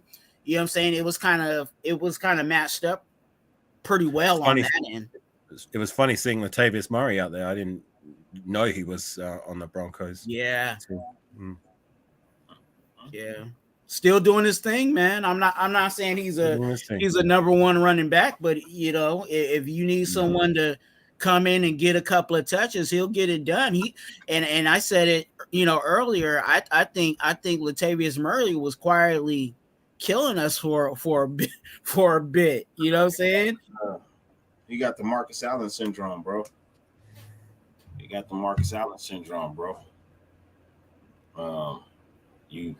Every time we face him, bro, he kill us, or he tried to. He do his best to kill us. You know what I mean? In all honesty, I never want to get rid of Latavius, bro. I thought that he could be a good addition and a backup piece. You know what I mean? Like, I thought he still had a little left in the tank. You know what I mean? And we could use him. But, you know, I guess the coaching staff saw different. You know? Yeah. Who did we replace him with?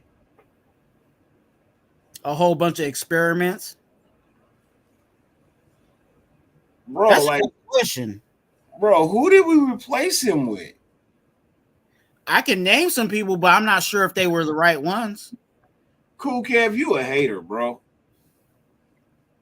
I love you to death, man, but you's a hater, bro. You be hating for no fucking reason. Because didn't we get Devontae Booker? Was that after him? Did we? Jones Drew, right? Was it Jones Drew? They say Marshawn Lynch. But was it Marshawn?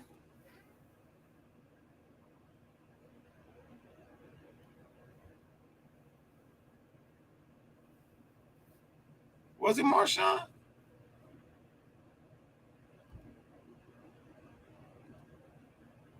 Look, even if it was Marshawn, bro, you know what I mean? Like, Raider Takeover says Rashard Jennings. Rashard Jennings.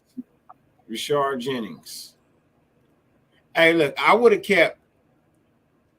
kept fucking Beast Mode and Latavius over fucking Rashard Jennings, bro. Hey, you remember Rashard used to do this?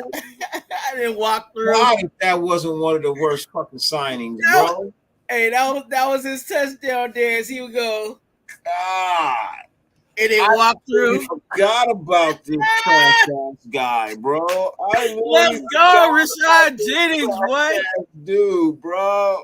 Coming from the Giants. Let's go. God. Hey, I'm going to do that one day.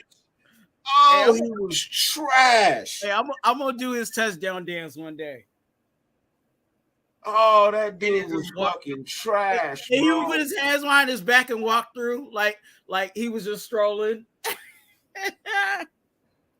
Oh my God. Oh. I remember now. That dude was fucking trash. He was so trash, bro. Hey, you know who else was? Didn't we let him go in the middle of the season? He was so trash. Like, we let him go. He didn't even finish the year. Yeah. Bro. That's why I say you got to sign Josh Jacobs, man. You can't just be letting running backs walk up out of here, man. You know what I mean? You can't just be letting running backs walk up out of here, man. Just saying. Hey. When we got Jones Drew and Jones Drew couldn't freaking find the freaking hole, he'd be running into the back of the linemen and stuff. Like, bro, dude, hit the gap. Why are we not hitting the gap? Rashard Jennings. Oh my God, that dude was terrible. God, he was horrible. I forgot all about him. He was so bad, man.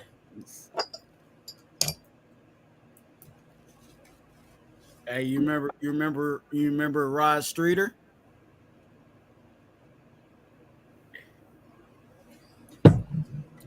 Man, And when Rod Streeter was all we had. bro, Hey, but we was building. We was building, baby. bro, We had Rod Streeter. bro. And he said Dominique Rhodes, bro. Wow. Look, I would have preferred to have Latavius in fucking beast mode, bro. That'd have been a smooth combination in the backfield. You know what I mean? That'd have been a smooth combination. Chaz Shillings. I remember Chaz Shillings. Oh man.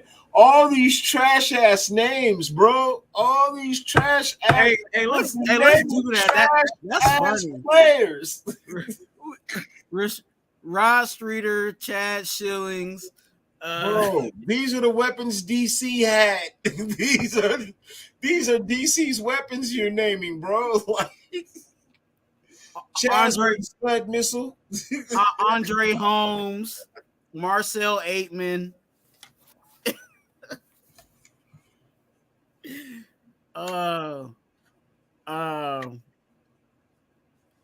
Who else did he have? Did he have Bryce? Bryce Butler? Bryce Butler, yep. Yeah. Oh,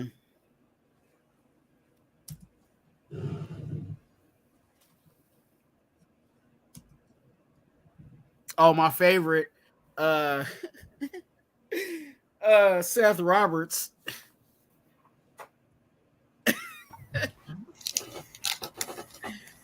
Yeah.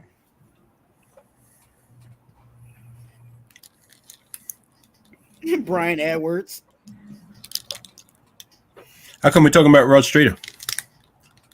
We were just talking about old, wide receivers that we liked, or what I'm saying, that were on our team that we were going for, but they really wasn't that guy. You know what I'm saying? Daenerys Moore was another one. Hey, Rod Streeter was like our go-to, though. He was the only one that was actually like producing on the field, but he was all right. I liked Rod Streeter. Daenerys Moore was another guy. Seth Roberts, Jacoby Ford. You know what I mean? Hey, Lewis but Murphy. Seth Roberts wasn't that bad, but Seth Roberts had the drops like a mug, dog. But I will say this about Seth Roberts, because I really saw this. Seth Roberts, when it came to training camp, he was always staying after, after practice to work on his stuff. You know what I'm saying? So I was pulling for Seth Roberts just because he was that guy. He was always working extra. And he was also, at the same time, he was also willing to sign, autographs for the people, where some of the players, they just ignored it. He was always him, and I hate to say it, Eric Harris used to be that all the time at training camp. Like if you couldn't get anybody else to sign, they took the time to sign for the kids and stuff like that.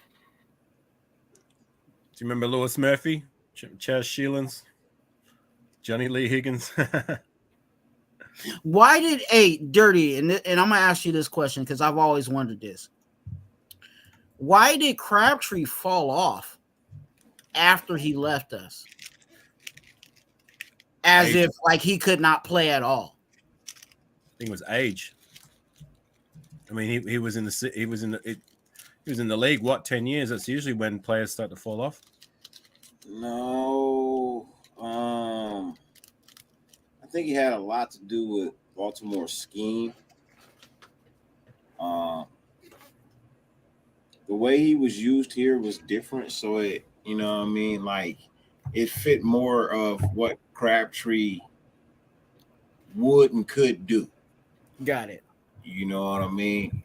Like he was still fast enough to beat you to a spot and still had hands solid enough to catch the ball once he got there. You know what I mean? Like he could beat you to a spot and have you still backpedaling up out that spot as he cut. Now, was he going to beat you down the field? No, we saw that. He wasn't going to always beat you down the field. That's why we had faster wide receivers to actually, you know what I mean, spread the field out a little bit more. Like, who did we have? Amari. We had Amari. We had Amari, right? And what was our other speed wide receiver we had? Seth Roberts was in the slot. He was the slot guy, Seth Roberts. Seth. Yeah. He was the slot guy. Sometimes Seth was on the outside, just carry the defenders out. I mean, and we would run underneath. You know, so Seth would line up as a slot, but he'd break to the outside, up the sideline, and then we'd run Crabtree underneath for that solidified catch. Didn't we have that guy Butler on the team as well? I think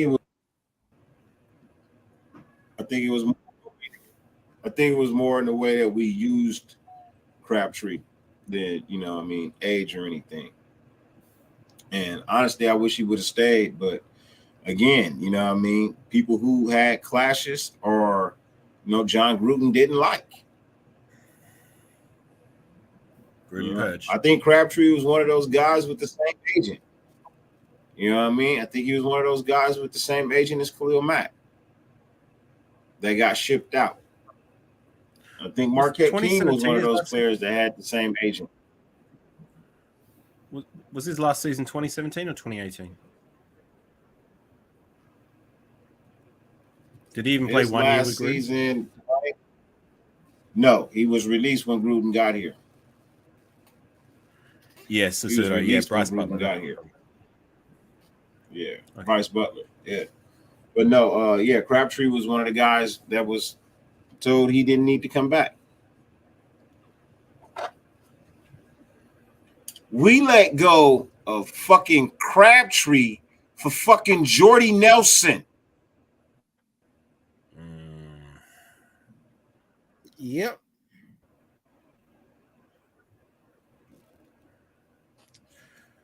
Well, that was most definitely a rebuilding year for sure, for sure. Was it a successful one? No, it wasn't. But we pretty much tore the whole house down, pretty much.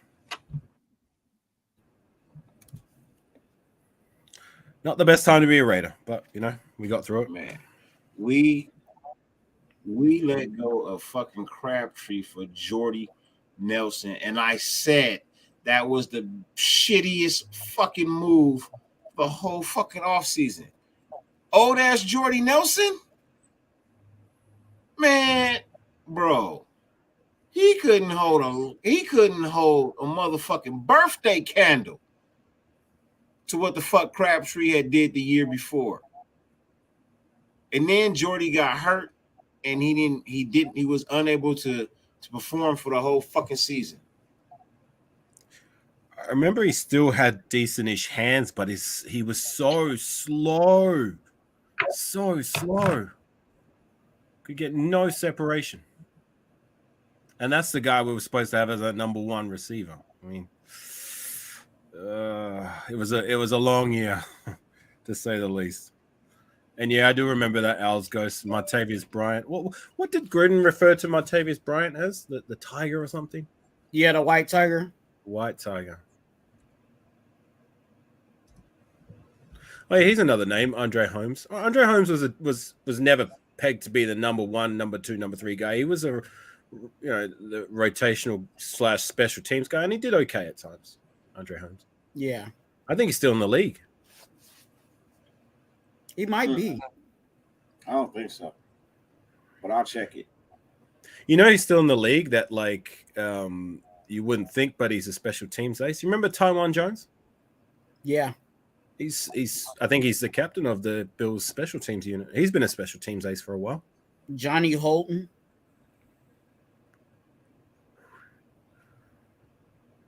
Yeah, I liked Michael Rivera. It's a shame he didn't pan out as what his potential. Like but he showed flashes, Rivera, in his years as a Raider, and then after that, he just flatlined.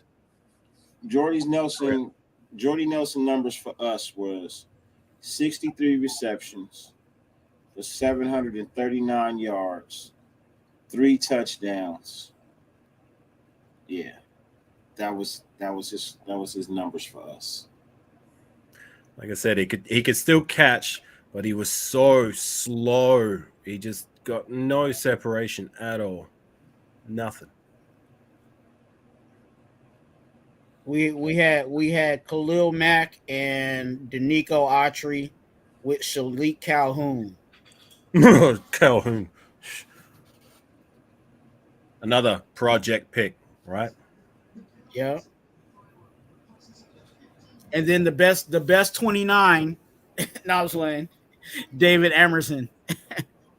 Hang on, Emerson was good for a little while, and then he just completely fell off. Hey, my favorite one is when he picked off, I forgot who he picked off, and he pointed at him, and he got a flag. I forgot who it was. Yeah, Emerson picked off, it was a pick 6. He actually picked off the quarterback. And he put, like, as he was running in, he pointed at the quarterback, and the rest threw Not Joe. That was hilarious.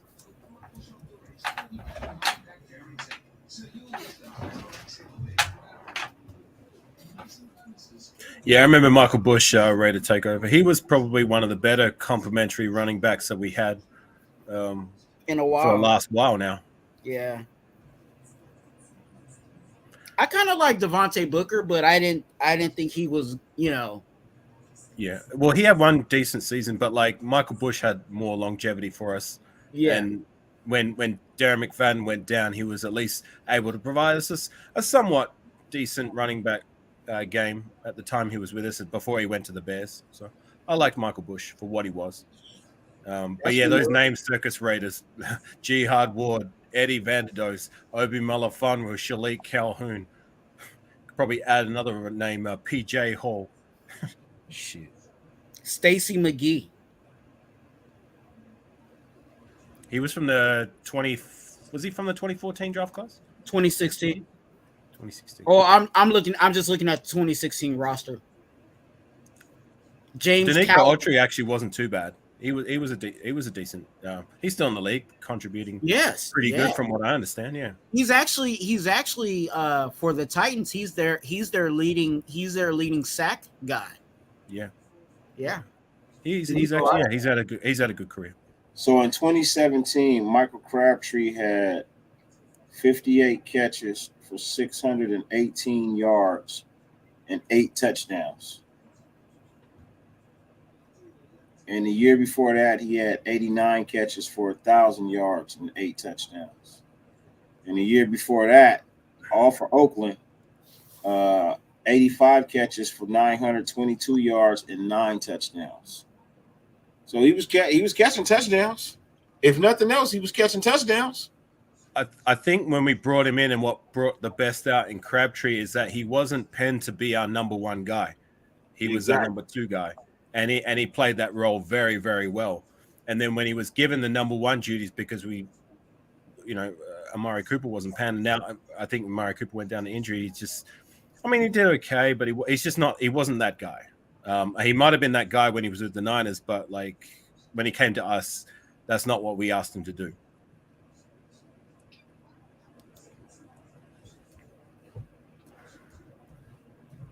I just always wondered that, because I was like, he played so well for us that I thought, why was there such a drastic fall off for him, where it was almost like, he shouldn't even be in the league, you know what I'm saying, kind of situation. And I hated how they didn't even use him, because remember he went to the Cardinals and it didn't even seem like they tried to make it work over there for him. You know what I'm saying? Yeah, but that was his 10th year in the league. That goes back to what I was saying, that you get to a point where players, when they're in the league for that long, they start dropping off drastically. And I think that's what happened with Crabtree.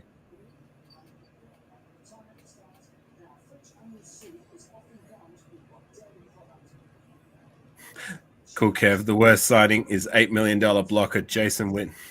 You remember that screenplay we drew up for Witten? My God. Hey, look, so in 2017, Amari Cooper had 48 catches, 96 targets. He got 680 yards and 7 touchdowns. And he was supposed to be the number one. I like that comment by Raiders 32 Easy. He says one of the biggest what ifs is Eldon Smith had gotten his shit together and played alongside Khalil Mack and Bruce Irvin was another one. Yeah. I remember that. And we were hoping that he would be that guy because he would have really ate. You know what I'm saying? But issues. And then I think he actually was pretty good when he came over to us initially. But do you remember that video of him when he was on the street and he was inebriated and some guy took it upon himself to film him, and Eldon Smith just looked like a guy who just needed help. It just looked like he was crying out for help. I never forgot that. Shame about Eldon Smith. I still got his jersey in my closet somewhere, I think. Oh, you actually had a Raider, Aldon Smith? Yeah, I did a draft reaction video. I was doing draft reactions 2016, and I think for the second round, I wore his jersey, Aldon Smith. I liked what I saw. I thought, he's a guy I tried to show faith in, but unfortunately, the stuff off the field caught up with him. And, the rest is history. But he did manage to turn it around somewhat. Like he took a few years away from football because I started following him on Instagram. He took a few years away from football. He got himself clean, and then somehow, some way, he made his way back into the league. He played for the Cowboys a bit and was able to contribute. So, I can appreciate those stories where, people go to those dark places and then they're able to find a way to turn their lives around and have a happy ending, so to say. Yeah. So look at this, man. Jordy Nelson final year with Aaron Rodgers, who's supposedly a better quarterback, right? So his final season with Aaron Rodgers was 53 receptions, 482 yards, and 6 touchdowns. That was his final year with Aaron Rodgers. His only year with Derek Carr, 63 catches, 739 yards, and 3 touchdowns. How long was he in the league for when we got him? 10 years. It goes back to what I was saying about Crabtree. When you get players eventually get to that point where they're just, they become over the hill. I mean, that was the case with Witten. When we got Witten, before Witten came to us, when he was a Cowboy, at one point of his career, he was considered the best tight end in the league. But by the time we got to him, when he came to us, he was a shell of himself. He contributed some things, but he just wasn't even close to the player he once was. His contribution was in the locker room. Yeah. You know what I'm saying? The words that he could give to our tight ends, you know what I'm saying? Like there was things that, Foster Moreau and those guys were saying, oh yeah, Jason Witten helped me with this, you know what I'm saying? Or he taught me this, you know what I'm saying? While he was here, those are the things kind of like Incognito, they help mature some of our younger guys, you know what I'm saying? Yeah. And you need those type of guys, sprinkled in your locker room, you know what I'm saying? Yeah, there's some names for Al's Ghost. Jordy Nelson. I remember Sean Smith. He was supposed to be the savior of our secondary. Didn't pan out that way. Corey Littleton, at the time we signed him, was supposed to be the best coverage linebacker in the league. When he came over to us, he proved to be anything but. LaMarcus Joyner, he was supposed to solidify that nickel cornerback position. He did anything but that. Antonio Brown, do I need to say any more? Martavis Bryant, do I need to say any more? Trent Brown had his moments when he was available. That's the problem, was he just wasn't available enough. Man. Chandler Jones looks like he's heading in that direction too. Rolando McClain, yeah, I see that name. He's a guy I never liked. I hated him in his time as a Raider, and he never wanted to be here anyway. So, and with all that being said, I pray this regime does not take us down the same fucking road as the rest of the regimes have. Because listen to all of those names. You know what I mean? All of those names, man. They were all, at some point in time, they were all-star names. At some point in time, all them names was all-star names somewhere. You know, Crabtree was on a decline leaving Frisco, and we kind of revitalized him. That's what Derek Carr does. He revitalizes wide receivers. Nelson Aguilar. Yep. He made Amari look good. He made Zay Jones look good. He made Crabtree look good. Like, all these people went and got big contracts somewhere. But when they left, they never lived up to the contracts they signed up for.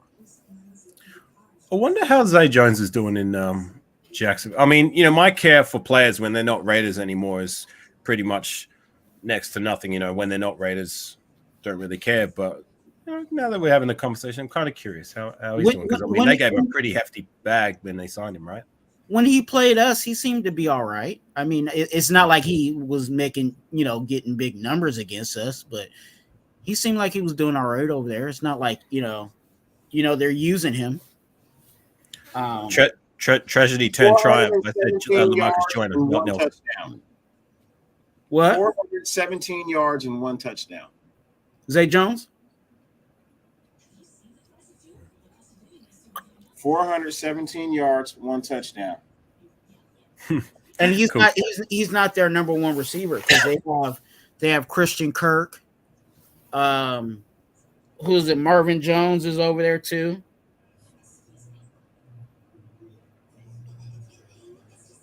But ETN is getting all, is probably getting most of the work anyway. So, Twan, as I said, 417 yards and 1 touchdown. And they're paying this motherfucker Hey, look. $30 million.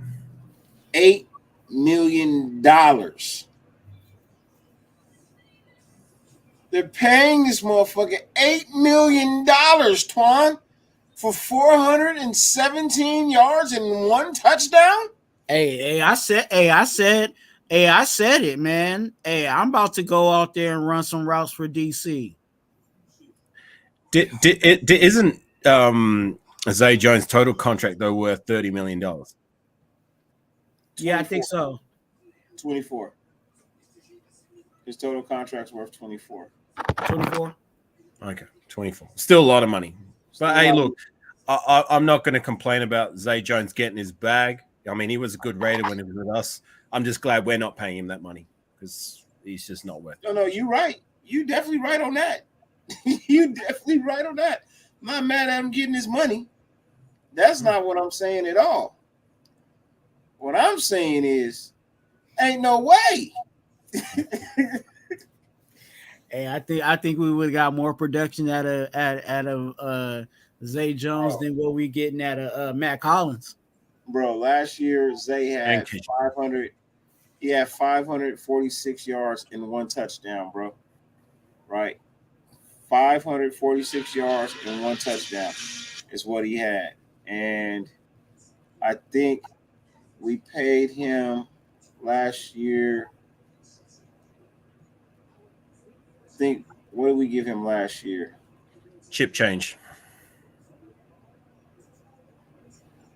Was he still on his rookie contract? I think he was on his rookie contract when we traded him. Because, I think when we traded for him, he was on his rookie contract, and then did we re-sign him for a chip change, maybe for a season? I don't know. We paid him $1 million. Yeah, chip change. Yeah, we paid him $2.5 million. We got our money's worth for that. I think that's the rookie minimum. I mean, the vet minimum. No, that was the total for him being here. Oh, wow. 2019, 2020, and 2021. We paid him $2.5 million total. I think And we got our money's worth. yeah, in 2019 we gave him $700,000. In 2020 we gave him 1.5. No, I'm sorry. Yeah, 1.5. And then for a total of $2.5 million. You know what I mean, in 2021. Raiders 32 EZ saying he thinks we should have kept Brian Edwards. Is he doing much with the Falcons at the moment? From what I understand, he's not. No. Is he Drake London? Drake. Is he Cordell Patterson? Yeah, Patterson's balling out from what I understand. Yep. Brian Edwards has 15 fucking yards, bro. This nigga has 15 yards, cat.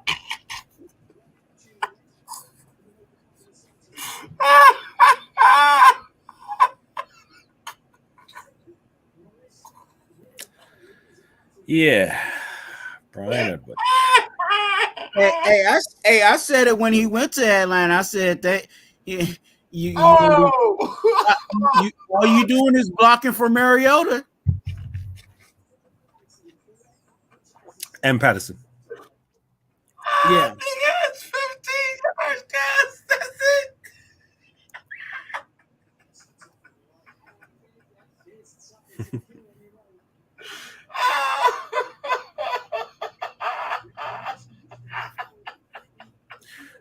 To that point, though, Brian Edwards had some moments with us. To what you said, he had a clutch TD against Kansas City, but there was too many times where he just disappeared or was just inconsistent with his hands, route running. It never panned out for us the way we hoped it would. Oh, nigga got 15 yards. Guys, come on. Are you even suiting up? Are you even playing? Are you even seeing the field?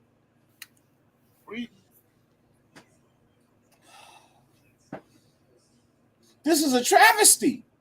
Hey, he is also in a run first offense, though. Nigga, this is a travesty. You have 15 yards. There ain't no spread options going on over there. Cool, Kev. Brian Edwards dissolved faster than OG cigarettes. Oh my God. Bro, this nigga has 3 catches on 5 targets all year. And who was that was trying to keep Brian Edwards here? Bro, I think Raiders 32 EZ brought him up saying that we should have kept him. I think it was you. Bro, this nigga has 3 catches on 5 targets, nigga. He has 3 catches on 5 targets all year long. 5 targets? 5. Oh, so he must have dropped a few. 2. For real. He dropped 2, nigga. That was it. I'm not throwing you no more, nigga. You didn't drop 2, nigga. You didn't drop. No, you're good, Raiders 32 EZ. You're right.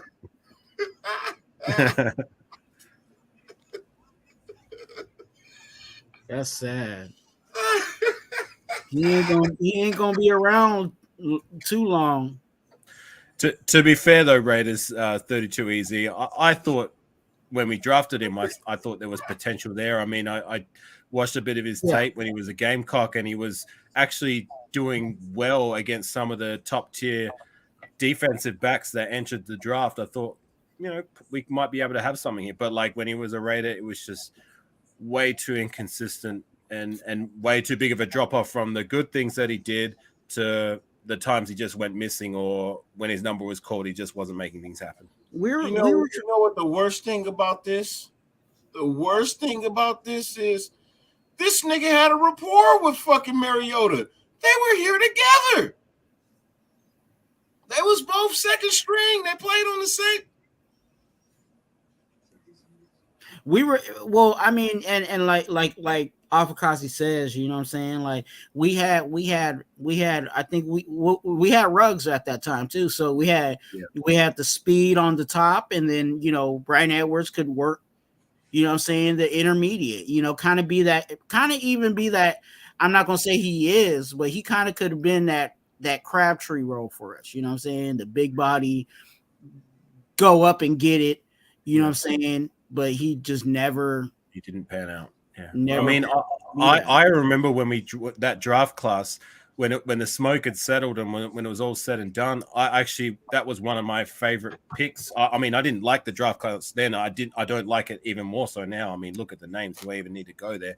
But like, to be fair, at the time, I thought he was one of the better picks from that draft class. Yeah. So I was which we need to say less about. I was told that, the Raiders had went to Derek Carr and told them, hey, look, we're thinking about trading Brian Edwards over to Atlanta Falcons. You know what I mean? How you feel about that? What you think? They said DC pulled out his phone and dialed the number for him. You know what I mean? It was like, here you go, man. Call him. Get whatever you can, man. If we need a new wash machine, you know what I mean? We need some Snickers for the vending machine in the locker room. You know what I mean? A couple of cans of Pepsi would be nice. You know what I mean? A nacho bar. We can get a nacho bar for the locker room. But whatever you can get, yeah, I mean, go ahead and do that, bro. Go ahead and trade him, man. Like, here they go. They gonna answer in like 2 seconds, man. So you might want to go ahead and grab the phone. Like, I think he realized what we all realized. We just cut our losses and just get what we can. And it's proving to be the right call because he hasn't done much. I mean, he just read out the stats. What is it? 3 catches for 15 yards or something? Like, remember when all the wide receivers were showing up at the park trying to get the extra work? You know what I mean? It was only a handful of them that was there every single day. Well, Brian Edwards was one of them guys that would show up once a fucking week. We're out here 4 times a week. You only come once a week? What the fuck you doing with the other days? Because obviously you ain't got it. You ain't getting it. On the flip side of that, Zay Jones, and a lot of the reason for his success last season was he was the opposite. He was the guy who was showing up in preseason, doing all the off-season training with and going to the park and catching balls from Derek Carr. He was the one who put in the work, and it paid off.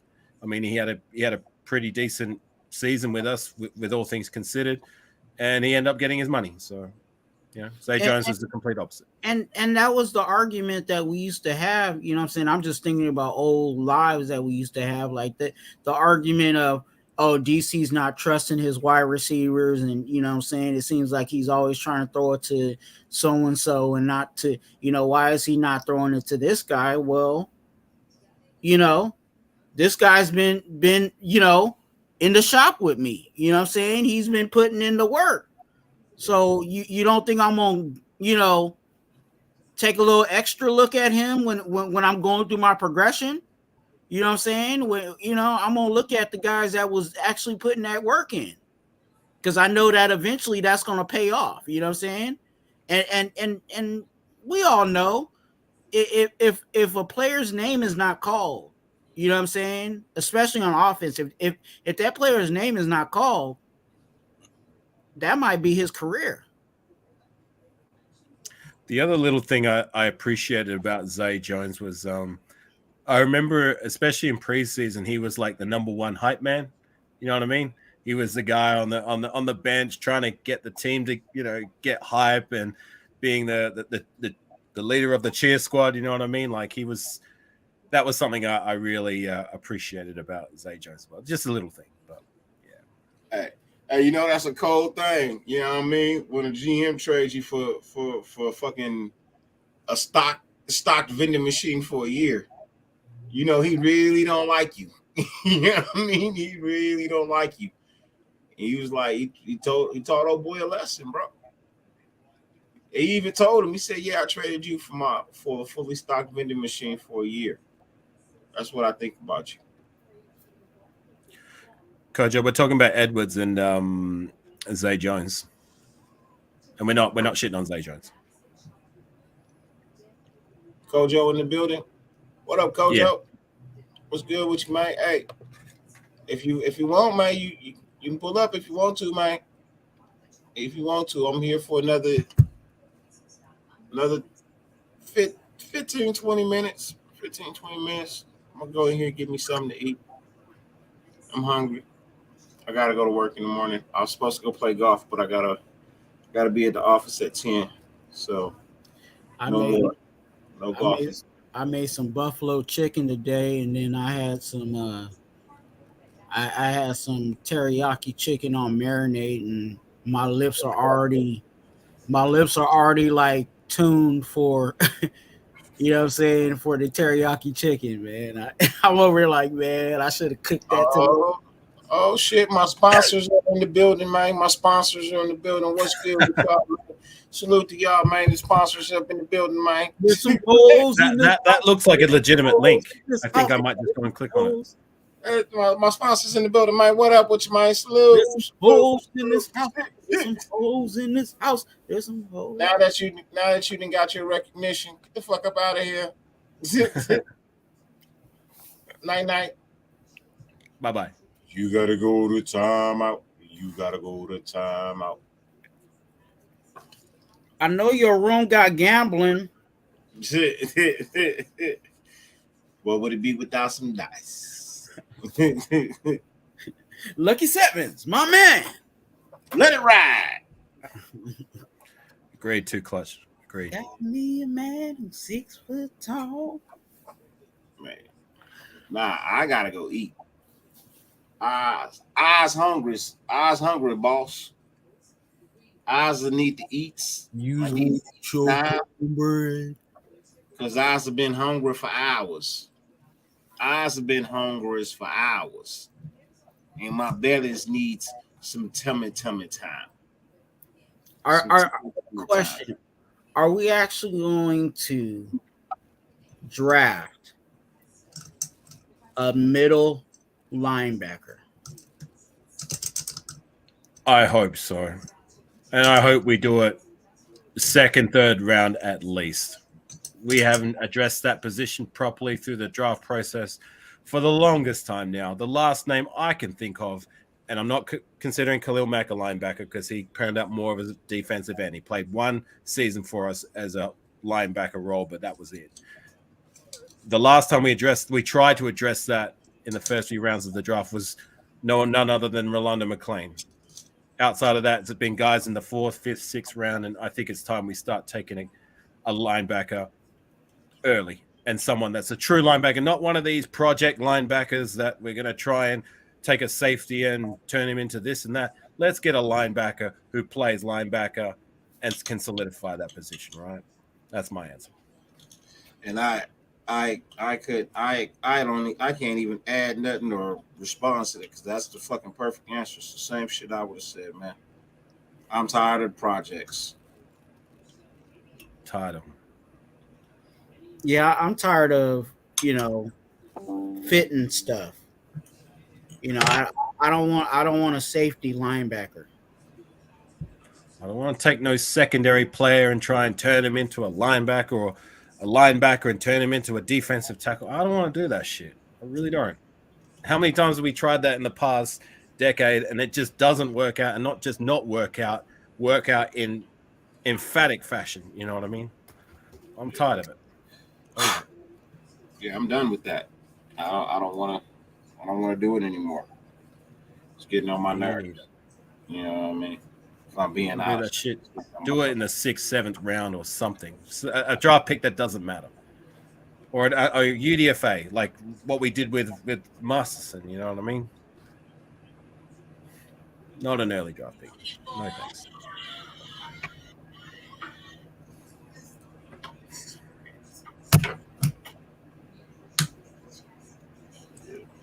But as we roll out, tell me what was your major takeaway from today's game? I'm gonna start with AR. Thanks, because I had to think about that.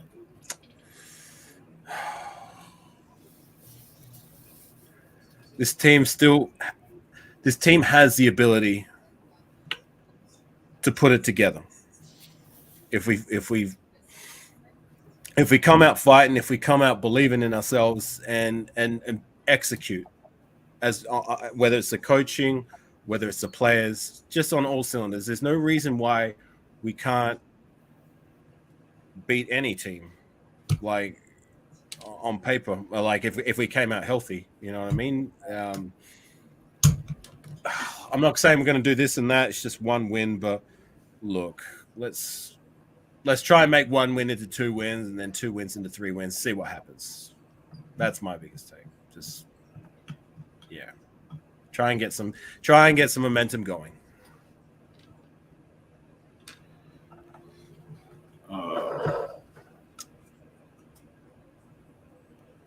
Twan. My biggest take, and it's a negative, but I'm hoping that it translates or moves into a positive. I think we need more of a sense of urgency in the connection of our auxiliary options. And when I say auxiliary options, I'm talking about outside of DA and outside of our running game. You know what I'm saying? I didn't really care for the performance of Matt Collins and Keelan Cole today. There was a lot of miscues, whether that was DC not connecting with the receivers or the receivers weren't running the right routes or dropping the ball, you know what I'm saying, when their name was called. I think there needs to be more of especially right now, since we know that we don't have the plethora of options. We need those auxiliary options to step up and be ready when it's time. Definitely, we won, and I'm glad that we got the W. But just looking at where we can improve, I think we can improve on our auxiliary options. I love to see Foster Moreau get a little bit of action, but I know that a lot of his detail today was to, be a blocker, you know what I'm saying? And that's something that it sucks that we have to deal with that, because if our offensive line could actually, do their job, then that would add an extra option in the pass game. Foster Moreau lately has been playing, I don't want to say he's been playing lights out, but he's been playing fairly well, given his situation and the circumstance that he's in, being that number one tight end for us. So yeah, that's my take. I agree with that, Twan. I mean, it's nothing that we don't know, but that's also a big take, is that we're missing Waller and Renfro for sure, and we need them back ASAP, healthy and contributing. I agree with that. Yeah, most definitely. Ozzy, you said you're annoyed with 2 plays with DC. It didn't sound like you was annoyed with only 2 plays earlier. Sounded like you was annoyed with pretty much his whole game. So now it's just 2 plays. Is it gonna be, well, I don't know what I was really thinking tomorrow. Could it be? Look, man, you gotta stop bringing it. Gotta stop bringing up DC when it ain't necessary, man. The man won the game. You know what I mean? The man won the game. He now has 32 game-winning drives. 32. I'm just saying, bro. Really, there's no that. Everybody did a decent enough job to get the dub. There wasn't anything that you could really go except for the offensive line. The offensive line made some mistakes that, really does need to get cleaned up. DC he wasn't the greatest. But at the same time, all he deserves is some kudos for the game that he played, bro. Because we won. Got it done when it mattered. Yep. And winning is all that matters. That's all that matters. You look at the locker room today. Winning is all that matters. 100%. Hey, look, you should want the team to do good, not just one person. You should want the whole team to do good. When you want the team to do bad, then that's when you're a hater. When you root for your team to do bad, bro, you're being a hater. Regardless of what your thought is of what you expect to happen after. Nah. If you root for your team to lose, you're being a hater. I'm just being honest, man. That's being a hater. That's being a for real hater.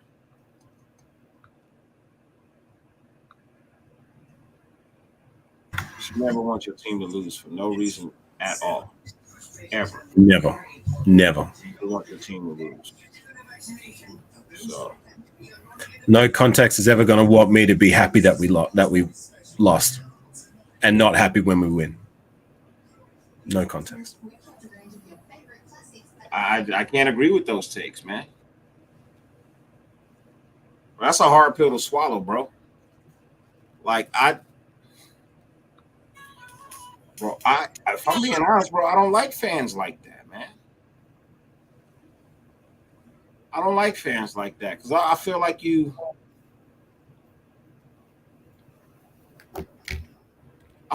not really like. I think if you want to tank, bro, like I don't see how you could really be like invested in the team if you want to lose. I'd rather you go out there and give it your all every game. And if you fall short, then you just fall short. But I don't want you to go out there and not play. At least entertain me. If you do nothing else, at least give me some entertainment. Let me sit on the edge of my seat like, ooh. And if we don't get it, oh, no. I can live with that versus sitting here going, yep,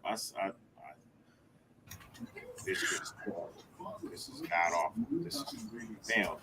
You just gonna put the ball on the ground, huh? You just not even gonna try to catch it. You just gonna let them strip you. Oh, you ain't even gonna block for the quarterback, huh? You just gonna step to the side and let them step through the gap. Like, come on, nobody wants to watch that. And that's what tanking looks like. Nobody wants to watch that. No player wants to be a part of that. Ozzy, you're saying you look at things from a coach's and GM's perspective, but we're not GMs, we're not coaches, we're fans. We're fans. We should always want our team to win.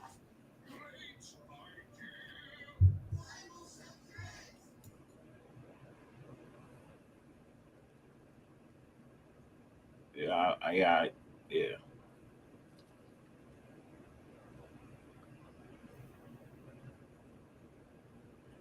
Hey, look, I don't know what a lot of people look. Draft picks are draft picks. It's hard to know which one you're gonna hit on. Like, you got people playing the lights out football right now that was drafted in later rounds. Not even first round draft picks. They were drafted in later rounds, right? So, it's tough sometimes. You know what I mean? It can be tough sometimes. But today, they pulled through. They won. They were trailing for, I want to say, 90% of the game. We were trailing. So to tie it up at the end of the game, after we came out with 3 minutes with a 3 and out. You know what I mean? It looked like that could have been game right there, you know, and we found a way to tie the game, and then we get the ball in motherfucking overtime first, and we deliver.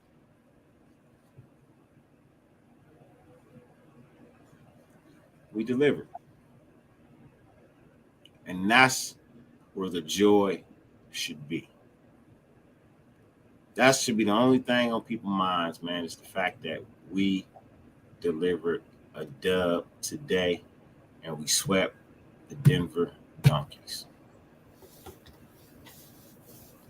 Thank you, Michael. I appreciate it, man. It is a nice haircut. I did it myself, too. I didn't feel like going to the barber.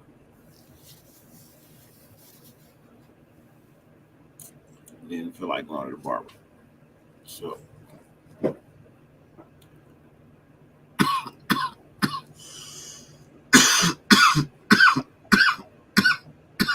gave myself the military quick. Real easy. Real simple life. But like I said, I appreciate you guys being here, man. AR, let them know where they can find you, man, before we leave. Thanks for having me on your panel. It's been a minute since I've been able to chop it up with you on your lives. Tuan, always a pleasure. Good to see you on the panel today and on Gabe's earlier. Shout out to him. Shout out to everybody in the chat. And, it's good to come together and let's, for me personally, celebrate the win and be happy. I want to take this vibe and I've made it my whole day, to be honest. Where they can find me, Afakasi Raider, AFAKASI Raider. That's my channel. But look, it's not about me. It's about Dirty today and his life. So salute to you, my brother. Thanks for having me on. And as always, Raid Nation for life. Win, lose, or tie, Raid Nation till I die. All right. Appreciate you, brother. See you next time. Appreciate Yes, sir. Yeah, you can find me on IG at Twan. It's so nice. You got to say it twice. TWUAN. And then if you like my content, if you like what I say, if you like my takes, you can go ahead and subscribe to Raider Twan on YouTube. You know what I'm saying? I don't have anything up there, weekly, but you know what I'm saying? Be ready, because I might, just feel froggy and say, hey, I'm about to do it. So if you like if you just support anything that I've said, if you like what I bring on these other people's lives, like Dirty, that is so gracious to allow me to be on his panel, just subscribe to Raider Twan. Yes Sir Outdoors is on Facebook, Instagram, and YouTube at Yes Sir Outdoors. That is my outdoor page. So please check that out. Show me some love. Write something in the comments. And then also, you guys, the holiday time is coming up, and the best way that you can show love is to be a donor. If you need information on how to be a donor, I can give you that. I can also give you information on how you can help me in being a donor. So please hit me up on IG and we can talk about it. Either way, I'm just trying to be an advocate. So please be a donor. Most definitely, man. Appreciate you as always, bro. Ladies and gentlemen, 50 billion things on YouTube. The fact that you allowed me to grace your screen for any amount of time is greatly appreciated, more than I can verbally express. And I don't say that lightly, even though that's pretty much the motto of my channel. You know what I mean? But it's actually heartfelt and everything, bro. You know what I mean? I think you guys know how much I appreciate you guys. I think you know. If you watch the 25-hour live, you should damn sure know how much I appreciate y'all, man. For real. I'm gonna continue to try to bring you what I can bring you. I may not always feel the greatest about this team, but know this: I never just want to see them fucking lose for no reason. I always want to see them go out, give it everything they got. And you know what? If they go out and lose games just by the slightest hair of the chinny chin chin, but they gave it everything they got, I can be okay with that. I can be okay with that. But I never want to see them lose on purpose.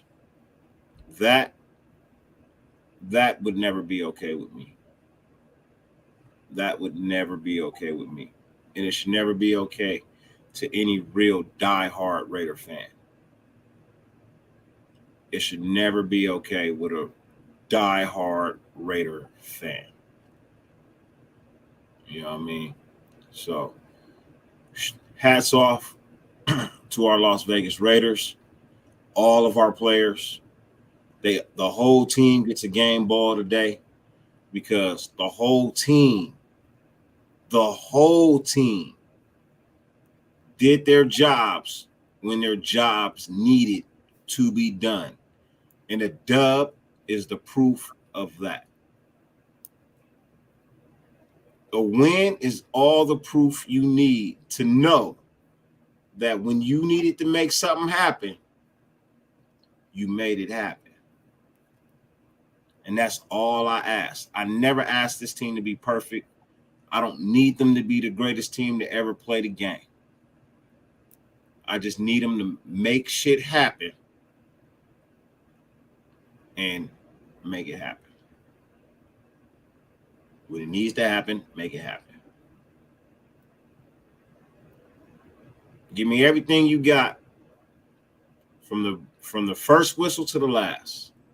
Give me everything you got. The Menace, my dude, as always.